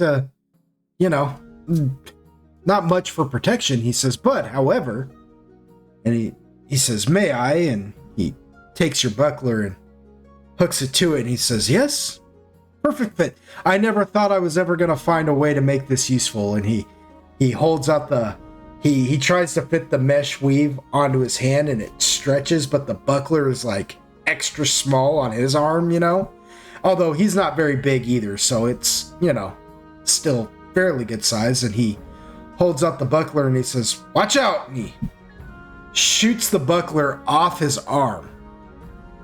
And when he does that, you notice that there is now a steel cord attached to the buckler, and it shoots out and sticks into the wall. And when he pulls back his arm, the buckler springs back on the steel whip and hooks back to the gauntlet.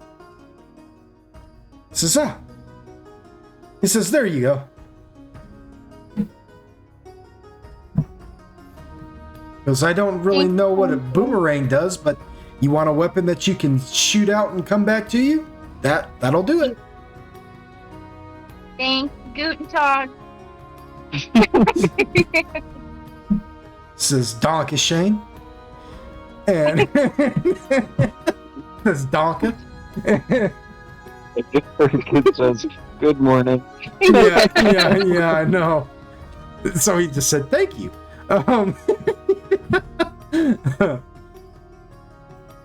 He was like, all right, well, that concludes our business.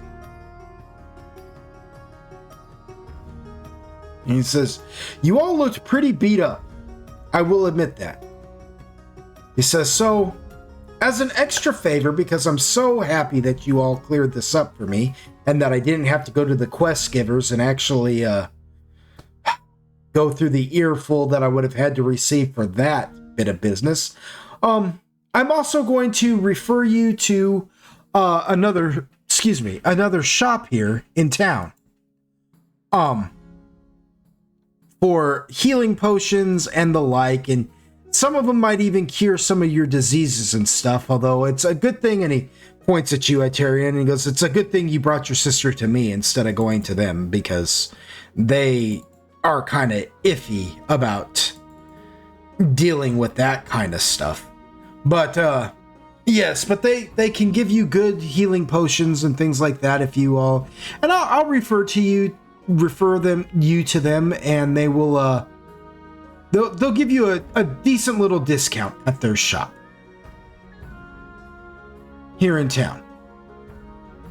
The name of the shop is called Spoonful of Sugar. It's ran by a lovely couple. The husband, he is a brilliant alchemist, and the wife is a brilliant herbalist. His name is Calfrey Hatebad, and his wife's name is Aura Hatebad. Wonderful people. And checks his shadow. Wonderful. Yeah, somewhere Android just gets a cold chill down his back. He says, wonderful, delightful people. They, delightful people they are.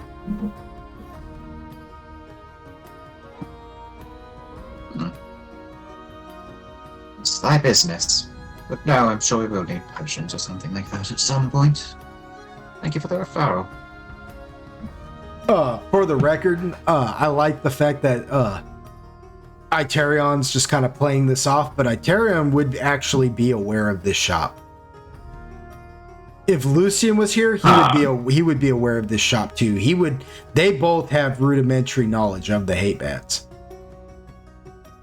Okay. Yeah, they're kind of a famous family here in town. You know, that Aura and Calfrey run a Spoonful of Sugar, and then there's the rest of the Hate Bad clan that that live there. In fact, you even know Cotter Hate Bad, who is the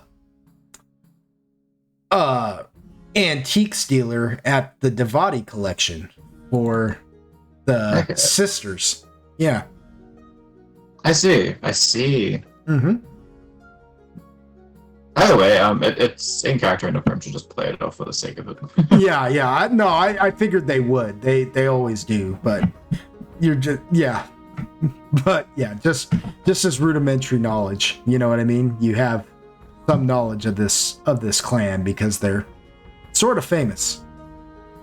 You know, especially amongst elves. They have a good working relationship with elves.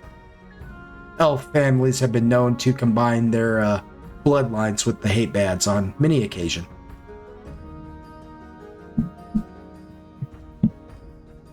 So, anyways, though, which is a funny little thing because nobody can react to this without metagaming, and I love it. Yes. Yeah, that's why I just threw my little tidbit in there. yeah. But with that said, yes, he sends you guys on your way. Remind me to tell Tempest that he's earned himself 5 heroic points for finishing this job, and you guys have a 20% notoriety now with this Spoonful of Sugar shop and the Dark Gifts shop. And about 10% notoriety in the realm of the pocket realm of Tyron as a whole. You know what I mean?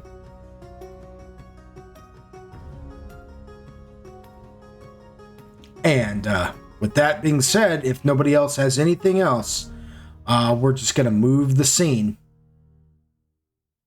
Well, I guess we'll just end it here. Actually, next session, we'll just pick up from here. You know what I mean? We'll pick up next session at the next scene of you guys leaving the shop. Okay?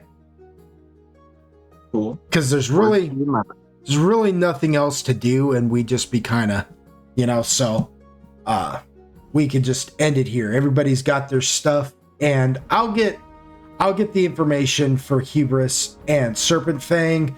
Message me on Discord if you haven't heard anything from me sometime this week, just to remind me, because I do get busy at work. I'm not allowed to check my phone at work, so I'll I may need the reminder. You know what I mean? But I'll look it up and I'll find it. Okay? Alrighty. And I'll even write down the information I gave you about the serpent fang so you have it. Okay? Alright. All right. Well, with that being said, yeah, and the only thing about the buckler now, Agaragis, is that now you can use it for a ranged attack. Woo! Yep, and it'll come back to you. Nice. Yep. It better. Well, I mean, depends on what you do with it, I guess. But, yeah, but with that being said, I want to thank all you Golden Wonders out there who joined us for yet another session and the completion of this arc in Season 3, The Dark Gifts Basement. Took a while to get through it, but we got it. We got through it, and nobody died. I mean, a few of us almost died, but nobody died. Yep. And remind me next week. I'm going to tell you guys this now. Remind me next week, because I may forget. But remind me next week, we will level up. You guys leveled up. Yay. So we'll do that before. Yeah, we'll do that before we play our session. We'll all level up real quick, and then we'll do the session. All right. So with that, yep. So next week, remind me, we're all going to be level 4. Alright. Yo. Yep. I told you a leveling up was coming. You know? Yeah, so we're getting there now. Getting there now. We're getting into the thick of it. Yeah. But give yourselves 5 heroic points. Don't let me forget to tell Otis, or not Otis, but Tempest, that I owe him 5 heroic points. He's got all that notoriety now and stuff. And that we're going to level up. And don't let me forget to get your guys' weapons information to you. Again, Eom, it's not really a ripoff. Those rings will come in handy, I promise you, and you will get to see them before we're even done with this season. I promise you, you will get to have their effects. Hey. Yeah. Yeah, yeah. It's really funny that you're the one that has them. I'm so glad. Oh yeah, well, it actually could have been really bad if anybody else had put them on. So it's a good thing you got them, I guess. But yeah, with that being said, thank you to them old school gamers for letting me DM for you guys one more time. I say one more time like this is the last time, but you know what I mean. Any day could be our last. Who knows what the future holds? But yeah. Thank you to the Golden Wonders out there who join us for these sessions. From my very heart and soul, I love you all, and y'all come back now. You hear? Stay golden. Say goodnight, everybody. Peace. Good night. Nighty night.